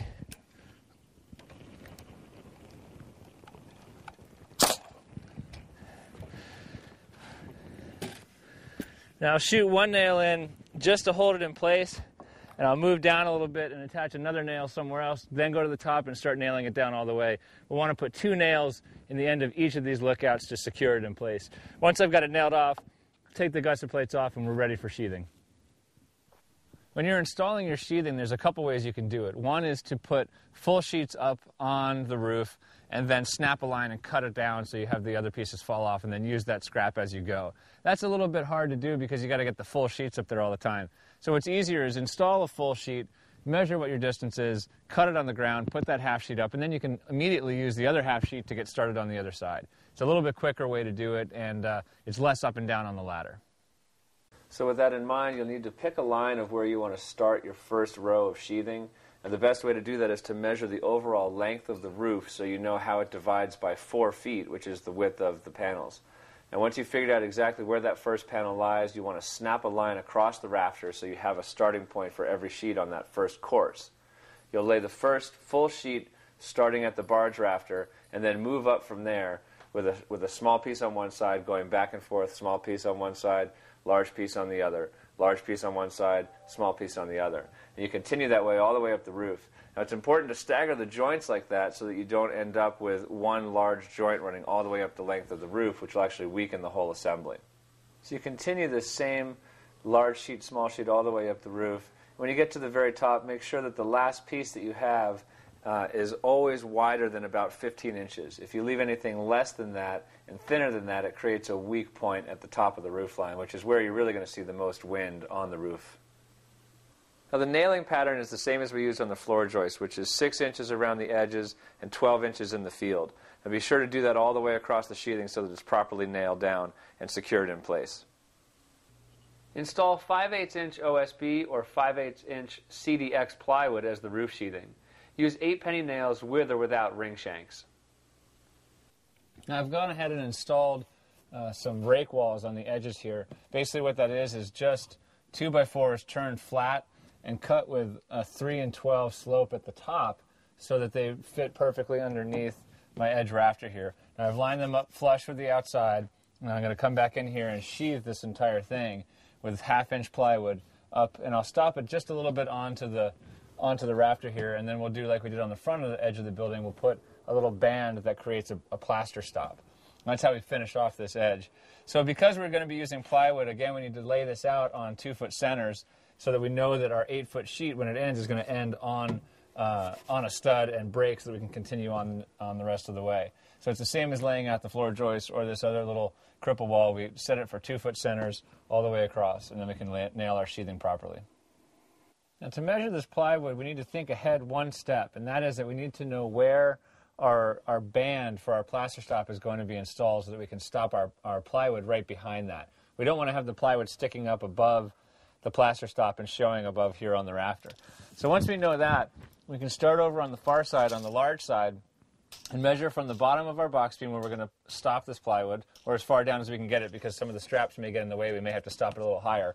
So we'll start from the bottom, and we'll measure up to the top of where our line is going to go and make a note of what that measurement is. Then we come across this direction, 8 feet, come all the way across to the 8-foot mark, and at that mark, at 8 foot, measure up from that same line at the bottom up to the same line at the top, and we make a note of that. Then we can go over to the plywood, measure this one up, measure that one up, and snap a chalk line in between them and make that angled rip to fit that plywood perfectly in this spot. We've got the side panels fully sheared off now with the plywood. And the nailing pattern on the plywood is the same as it is on the roof, which is nails every 6 inches along any edge. And in the field, the areas in between the edges, it's every 12 inches. So the same nailing pattern on this as we did on the roof. Now we're going to come in here and wrap anything that's wood that's going to be exposed to plaster. We're going to put roofing felt on to separate it from the plaster so that you don't get the wood moving and cracking the plaster. So we'll start on the sides here, and anytime you're working with roofing felt, you want to work from the bottom up, because as water drains down, that way runs over the course of roofing felt that's below it so that it can sheet off of the building. So we'll wrap the sides here, we'll wrap the front underneath our plaster stop, and then we'll go up onto the roof and start at the bottom of the roof and work our way up to the top. And the one area that I'm not going to wrap right now is the toe-ups. I'm going to put on a special plaster edge on the toe-ups, and we'll have to put that on first and then put the roofing felt over the top of that. Using a hammer tacker instead of a squeeze stapler when applying roofing felt to the wood surfaces saves a lot of time and effort. I'll show you what one looks like in a minute. I've started applying the roofing felt now onto the roof, And again, I want to start at the bottom and work my way up. And I'm overlapping as I go up.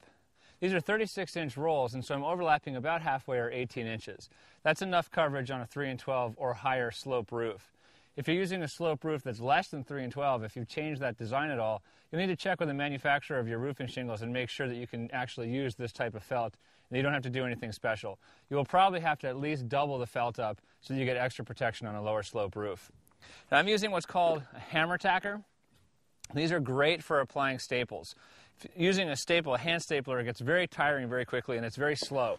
With this, I can simply roll out my sheet, and as I go along, I just staple it in a few places as I go. Now, of course, I want to make sure that I'm staying on my white line here so that I know that I'm running square to the roof. When I get to the end, I'll roll the rest of the felt to the end, pull it back just enough to cut it. And I'll cut it long so it hangs off, and then staple it down, and then use my knife to cut it flush with the edge. If I try to cut it flush while it's on the roll, it's going to make a mess, and it'll probably end up short, and I'll have to do something to patch that later. As you staple the roofing felt on, you just want to use sporadic staples. You don't want to put a whole bunch of holes in this because this is sort of the last barrier before you get into getting moisture into the house. Now, of course, you'll have roofing shingles on top of this, but this is the base protection. Now, if you're not going to be roofing right away, you might want to use, it's a small nail with a big green plastic washer. Those basically hold the tar paper or roofing felt much more aggressively to the sheathing. They're more expensive and they're more time consuming. So if you can put this on and then come right back and roof right after it, you don't need to bother with them. But if you are going to wait a week or so, wind will just rip this right off because it's only got a few staples in it. So that's another option you can do if you're taking an extra week off or so in between when you're going to be putting down the roofing felt and when you'll actually be roofing.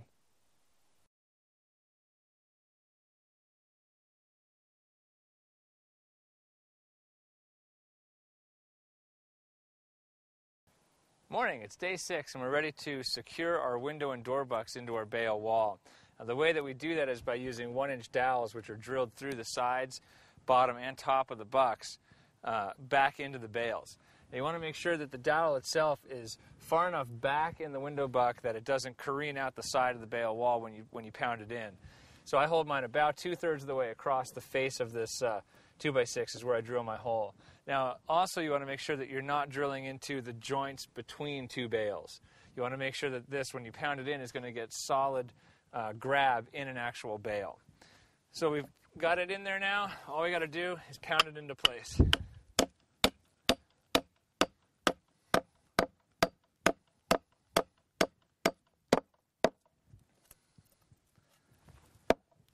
And that's that. Now, if you drill your hole a little bit too loose, the dowel is not going to fit snugly in there. So you want to make sure that you use the right size drill bit and the right size dowel to do this. If you do find that the hole that you drilled out wobbled as you were doing it and the dowel is loose in there, you can take a little piece of wood or a shim and drive it back in alongside the dowel, and that'll really hold everything firmly in place. Now, we've got one here. We'll do another one up on top, one on the side, and one on the bottom. That'll be enough to hold a window this size. If you've got bigger windows in your structure, you want to make sure to put about every 18 inches or so, maybe every 2 feet, put one of these dowels in so that you're getting solid purchase into the side of the bales. You can see here these examples of dowels how we've sharpened one end. That makes it a lot easier to drive them into the side of the bales. Because the bales are dense and they've been compressed by the weight of the roof and the strapping, it's important that you put some kind of edge on this to help it move its way through the bales. If you try to drive just the cutoff end that you see on the bottom of the picture, it can be very difficult to make them work. So in order to do this, we take a belt sander, which we attach to a table with a clamp, and then we just roll the dowels over the moving belt until we get a nice sharpened end. It's absolutely worth the effort to do this.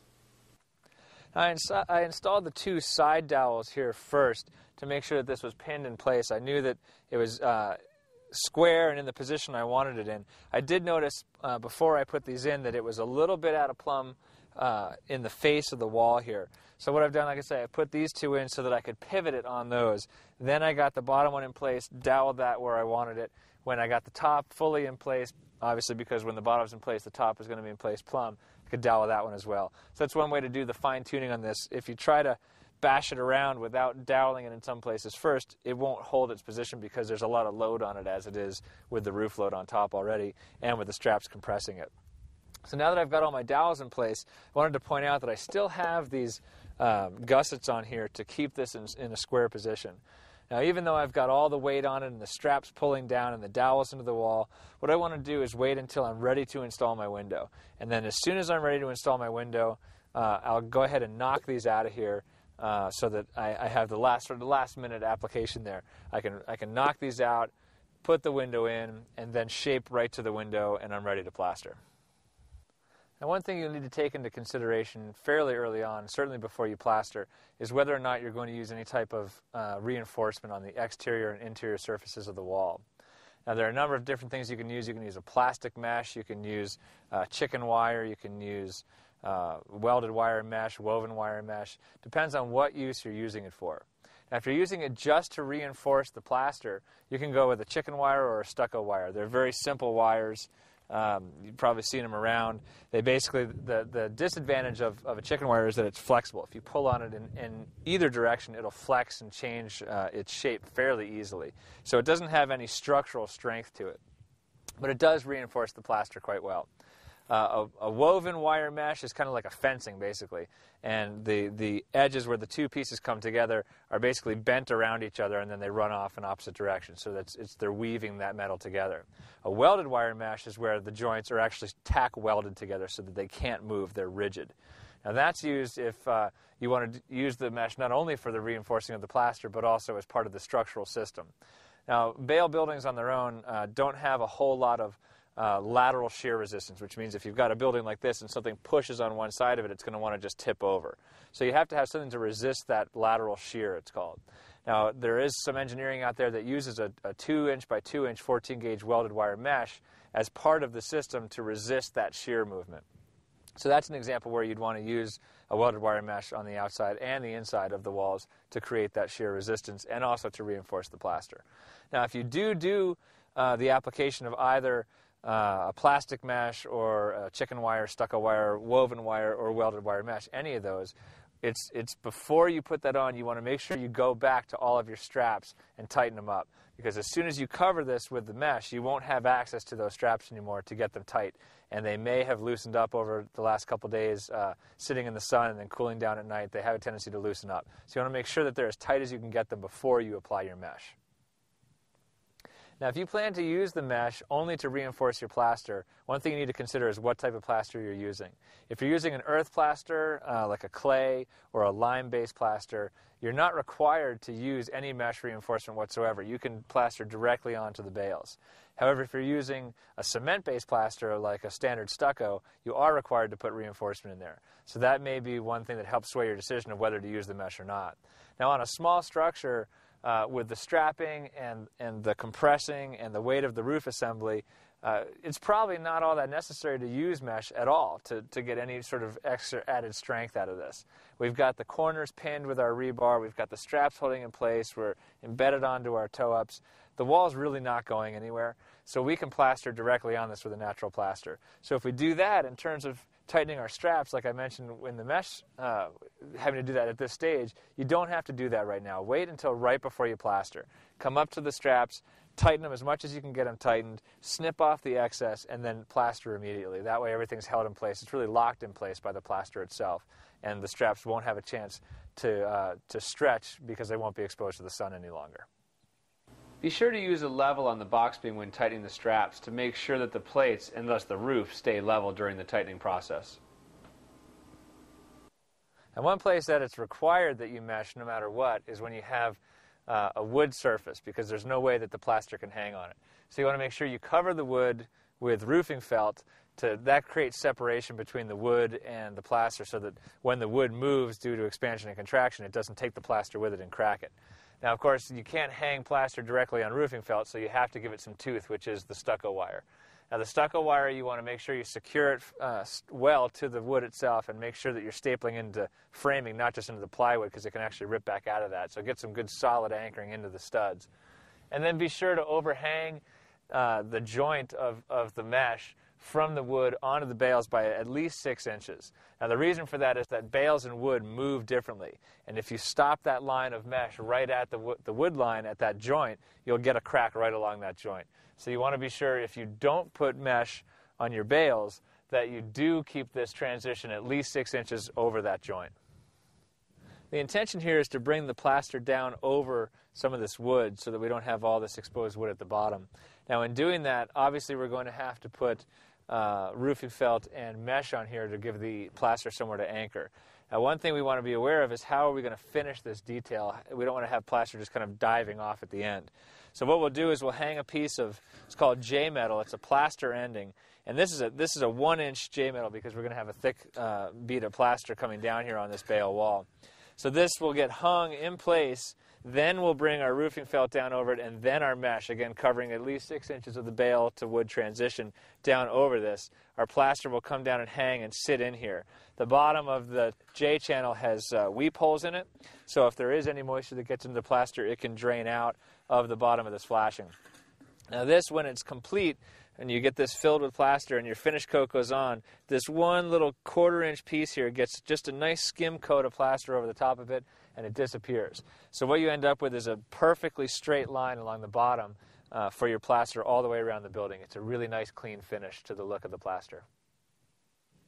I've installed my first piece of J-metal here. In order to find out exactly where I wanted it, I've snapped a chalk line along the bottom of where I want my plaster to sit. So by doing that, I've got a straight line, I know it's level, I know it's exactly where I want it, and I can put my J-metal to it. Now the J-metal here, it stops shy of the end of the building, so I'm going to have to put another piece on. And I want to lap that over at least a couple inches, just enough to give it some good overlap here so we don't have a flapping piece of metal here out in the wind once the plaster's on. So I'll lap it over a little bit, run it to the end, stop it at the end, and then I want to make sure that I leave enough of it hanging over the end of the building so that I can come back and cut it back and fold this top flap around the corner, which leaves enough of this metal extended so that I can actually have the plaster meeting at a point out in the corner so that I don't have the plaster stopping on this face and then starting again the other direction. So you can see here I've extended the second piece of J-metal out to meet this other piece that's turning the corner here. Because I've got an 1 1/4 inch piece of J-metal, I want to make sure that the piece coming the other direction sits out long enough so that this plane roughly lines up. So when we do our plaster, we get a square corner, not plaster ending here, and a gap that's unsupported. So what I've done is I came in and cut along the bottom of this piece of J-metal so I can turn the corner and bend that around. With that bent around the corner, I can attach it in place.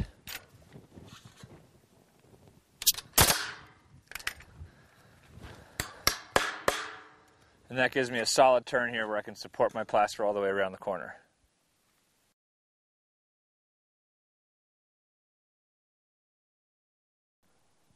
Now, as you apply the mesh across the building, you want to be sure to pay attention to areas where you're going to need to stuff. Once you get the mesh in place and attached, it's very difficult to get any stuffing in behind it. So here I've got obviously a spot that I want to jam some straw into. So I've left this off to where I can still reach in there from one side and pack that full of straw. Now it doesn't take much to fill that in. You want to make sure that it's in there firmly enough so that you don't end up pushing your mud on here and having it just continually push back in and having to fill that in with mud. But you also don't have to pack it in with your finger so that it's super duper tight, but just enough so that it's firm. And now with that in place, we can come back in and nail this off. That hole will be nicely filled. Now again, as we go up here, there's areas where there's going to be some spots that there'll be a little more mud that's necessary to make an even wall, and that's just part of it. So you have to kind of weigh how much labor you want to put into stuffing versus how much labor you want to put into plastering. Plaster is obviously more expensive, but you can get carried away with this whole concept of filling every little nook and cranny. So just, balance it out so that it's about a 50-50 mix. I like to have my mesh installed to the wall fairly tightly. So again, on this corner, I've tacked one side off. It's nailed or stapled fairly securely on one side. And I'm going to use what we call a salad fork. This is a contraption that we built. It's a steel shaft with a steel handle and steel teeth on it. And the idea is we set it in here at a slight angle back into the bales, and then we can pull it across. And as I pull it, it pulls all of the mesh. It draws it tight all the way across. So this is a great way to tighten up your walls. Now another option you could use is a chisel against wood. You can pry, but it really only pries in one or two spots, so it doesn't do that good of a job. This pulls the whole thing at once.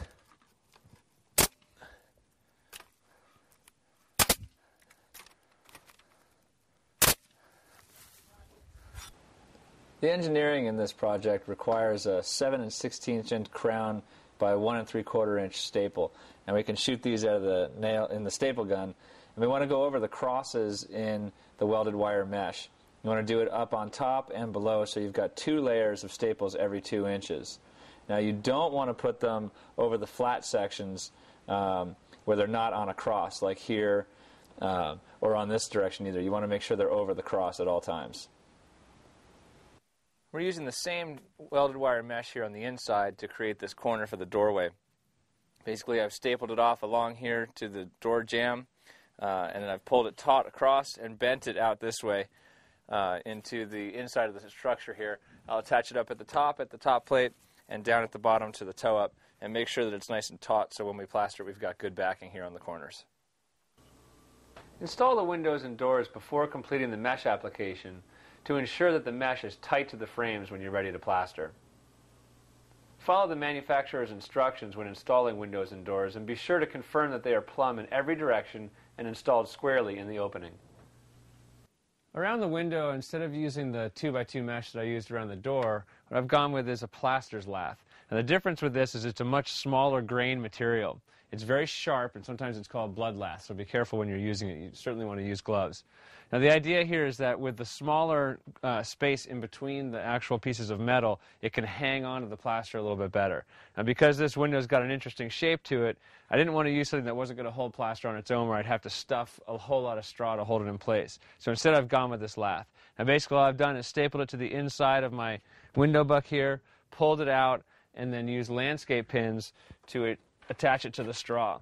Now, landscape pin is just a simple bent piece of metal. You can get these at rental yards or landscape areas. Either place will have them. You just take them, run them through the metal, and you can either hand push them into place or use a hammer. If it's too hard, you can bang them into place with a hammer. All that does is it creates a nice tight area for me to plaster to. I put some roofing felt behind some of these pieces where there was more of a gap, where again I didn't feel like stuffing with straw, so I just used the plaster lath with the backing of the roofing felt to create the backing for my plaster. And when I come out this way, out the bottom, out the top, and out the side, I end up with spaces in my corners because square pieces, when they come out, don't cover the corners. So what I've done there is I've taken a smaller piece of lath about this big in a square, placed it right in the corner, and then dragged a long piece out, cutting the ends like it's a pair of legs sticking out so they can fold it down on either side. Now that square piece I talked about earlier goes behind those so that you get full plaster lath all the way from here, all the way around this corner, all the way on the inside and down the sides. It's really important that you put lath everywhere in this area so that you don't have any unsupported plaster, because it will crack if it's unsupported.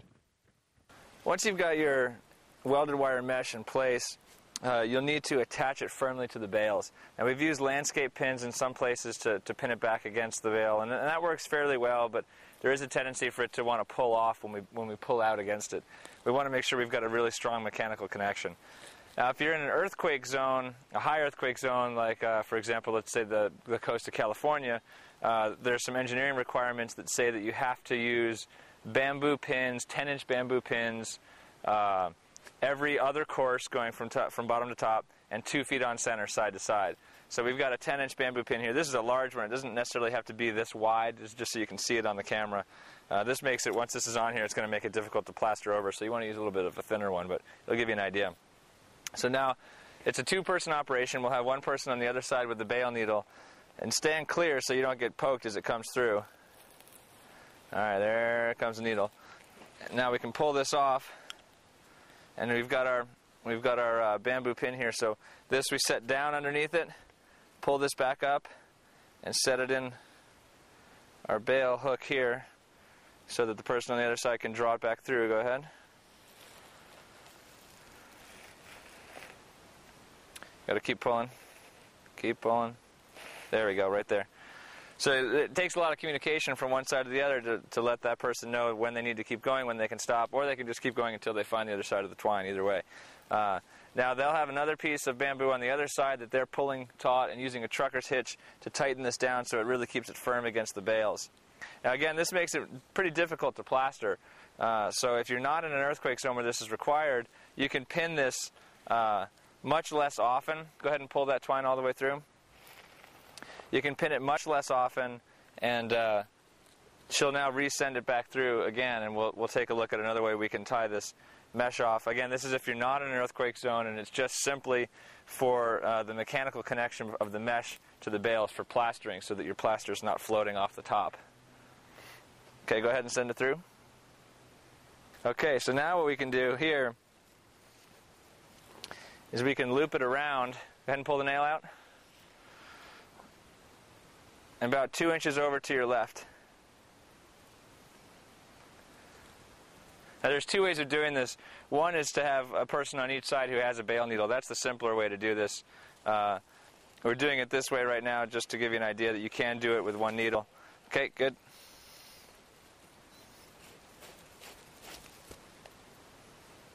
Okay, so now on this side, I can come in here, tighten this up, make my trucker's hitch, take a loop,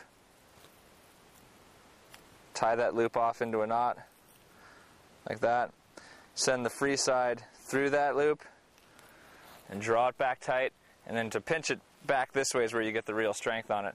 So, pull it back tight again into the bale, draw it over, you squeeze it off, and then tie it down. I'm going to pull it out so you can see what I'm doing here. I'm going underneath, like this, back through that loop, pull this tight,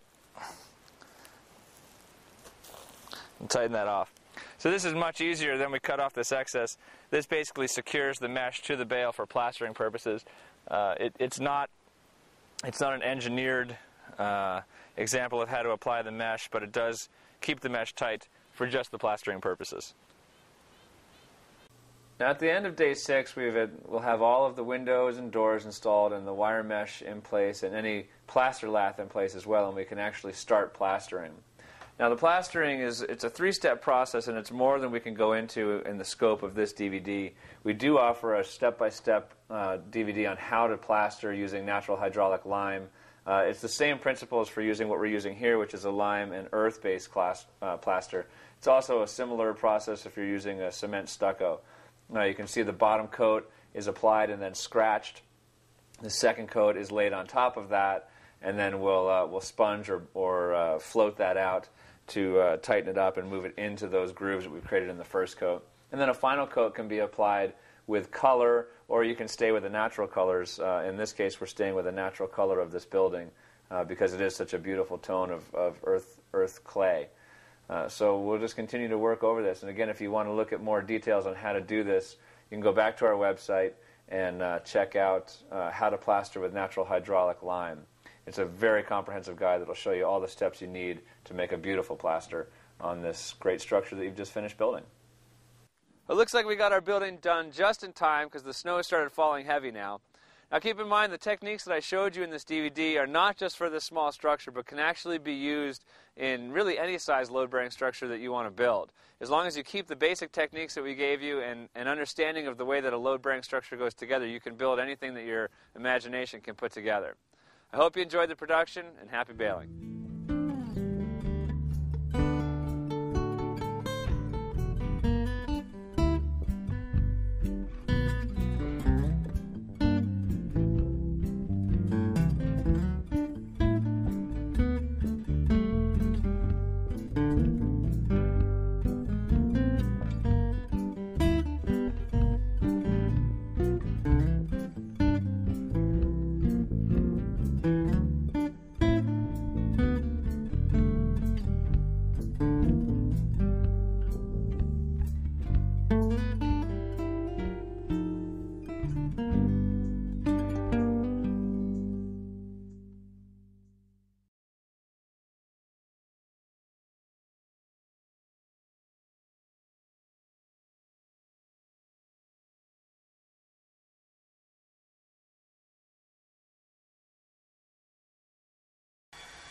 When you get your wires inside the house and you're ready to start running them through the bales, there's a number of ways you can do it. One way is to place the wires as you're baling in between courses. So you get your first course of bales on, lay your wires in, and run what's called pigtails, which is long extensions of wire where you're going to have a plug or in the rough area of the plug. Another way is to wait until your bales are already in place and then come back and use a chainsaw to notch out a space for the wires to get tucked back in. At that point, you can then either use a direct burial, it's called a UFB, direct burial wire, which is kind of like a Romex, but it's got a different kind of sheathing on it, which the inspectors like to see inside bale houses. Or you can use some sort of plastic tubing and then run individual wires through that tubing. The latter is a good idea if you ever anticipate changing or upgrading your wire system. You then have a chase that you can pull a new wire through. If you do it like we've done here with the UFB, there's really no chance of rewiring this thing without pulling all the plaster off, and that can be a disaster. In a small structure like this, I'm not anticipating a lot of rewiring, so we're just going to go ahead and do it this way. Now, if you have to place a box somewhere in an actual bale wall, you take a spike of wood and just drive it back into the bales. You'll use a hammer. Drive it back into the bales all the way until you have it so that the box is sitting at the right level in terms of the plaster. Now, you'll need to notch out a little area with the chainsaw to accommodate for the box. And you'll want to leave about an inch of the box showing, which is different than these plastic boxes are designed for with the nails. They're designed to have about a half-inch reveal. You want to have an inch because you're going to have quite a bit of plaster on the inside of these walls. You may have an inch to an inch and a quarter of plaster. So then once you've figured out where that's at, drive this back in, and then just use screws to attach the back of the box to the wood spike when it's in the bales. And then you just run your wires in and wire it like you would any other switch. When you have plumbing in a house, you don't want to put it in a straw bale wall. You want to run it up through the floor system and into interior partitions. That way you can access any room that borders a partition. You can get your vent lines up through the roof. All of that can take place within the partition wall and not within the straw bales. The reason for this is if you get a leak either down a vent or out of a water line that's not properly soldered or connected, if it's in the bale wall, it's really hard to detect that, and the bales will want to just wick that moisture out, and you'll end up rotting your bales. If you do have to go through a bale wall, you want to run a continuous sleeve around the pipe. So if you have a half-inch copper line that you're running through a bale wall, then you want to put about an inch PVC line or other kind of plastic line around it that is glued at every joint and solid all the way down. And then that joint will come out, that pipe will come out and sit right at the face of the plaster. You won't see it, but it'll be right behind the plaster. That way, if you get a leak, the water will run down the plastic sleeve, and you'll start to notice, immediately you'll notice a wet spot in your plaster rather than it getting sucked into the bales. So it's a good way to protect your bale walls and also give yourself a little peace of mind knowing that your bales won't rot. In the cottage we've been showing you how to do this work in, we don't have interior partition walls, anything that separates the space. If you have that, especially if you're building a house, you will have that. There are a number of ways to attach the partition walls back into the bale walls. You have to attach them so that they don't want to slide side to side. Remembering that we have a sill plate and either a top plate or a box beam or blocking at the top of the wall, you can attach your partition walls at the bottom and at the top to that. That's one way to hold it in place. Another good idea is to drill through the partition wood and knock dowels back into the straw bales. Now, if you had a 3/4 inch or a 1 inch dowel and you drive it back in about 12 inches, that's going to be plenty to hold it from moving side to side. Another option is to nail to the face of the bottom sill plate and the blocking up on top, so that way you don't have to notch your bales around it. Because remember, if you put it on top of that mud sill and inside the blocking up top, you're going to have to notch the interior bale as well, the interior face of the bale as you go around that. So if you do it on the outside, you can bring your partition with pressure-treated sill right up to the 4x4 sill, and you'll still have enough room to nail into that sill. So there's a couple different ways to do that. What's important to keep in mind is that you have to attach it back to the bale walls. If you don't, you risk sliding it side to side and getting cracks in your plaster. Now, another thing we don't have in this building is cabinetry. If you're going to do cabinetry, you need to attach the upper cabinets into the bale walls so that they'll hold a lot of weight, because cabinets, when you fill them up with pots and pans and plates and everything else, get very heavy. So you can't just hang that straight into the straw. You'll need to do sort of what we did with the electrical, where you have spikes going back in and then a 2x4 that's attached to those spikes. So you drive those spikes back into the wall, level your 2x4 across the wall, and screw that into those spikes. So now when you have that, you've got something you can actually screw your cabinets back into. Sometimes we'll leave that flush, the face of that 2x4 flush with the plaster. That way we can see it when we come back to hang our cabinets. Other times we'll bury it in the wall because we don't know if we're going to hang cabinets there or not, if we're not quite sure, or if we're doing it for a potential coat rail later on or something that we might want to use but we're not 100% sure of. We'll just cover it with the plaster and make a note in our plans as to where it is. If you know you're going to use it, I suggest you leave it so that you can see it. That makes it a lot easier to hang the cabinets and attach it in place when you're ready to do so. Typically in the straw bale structure, we won't put baseboard trim at the bottom. The reason behind this is because we do have curved walls, we have some undulations within the wall, and the corners are rounded. So it's very difficult to get a nice clean look of baseboard at the bottom. If you do decide that you want to go with baseboard, it's important to give something to nail it to. So again, like with the cabinetry where we left a 2x4 proud of the plaster so we could actually see it, you'll want to do that at the base as well.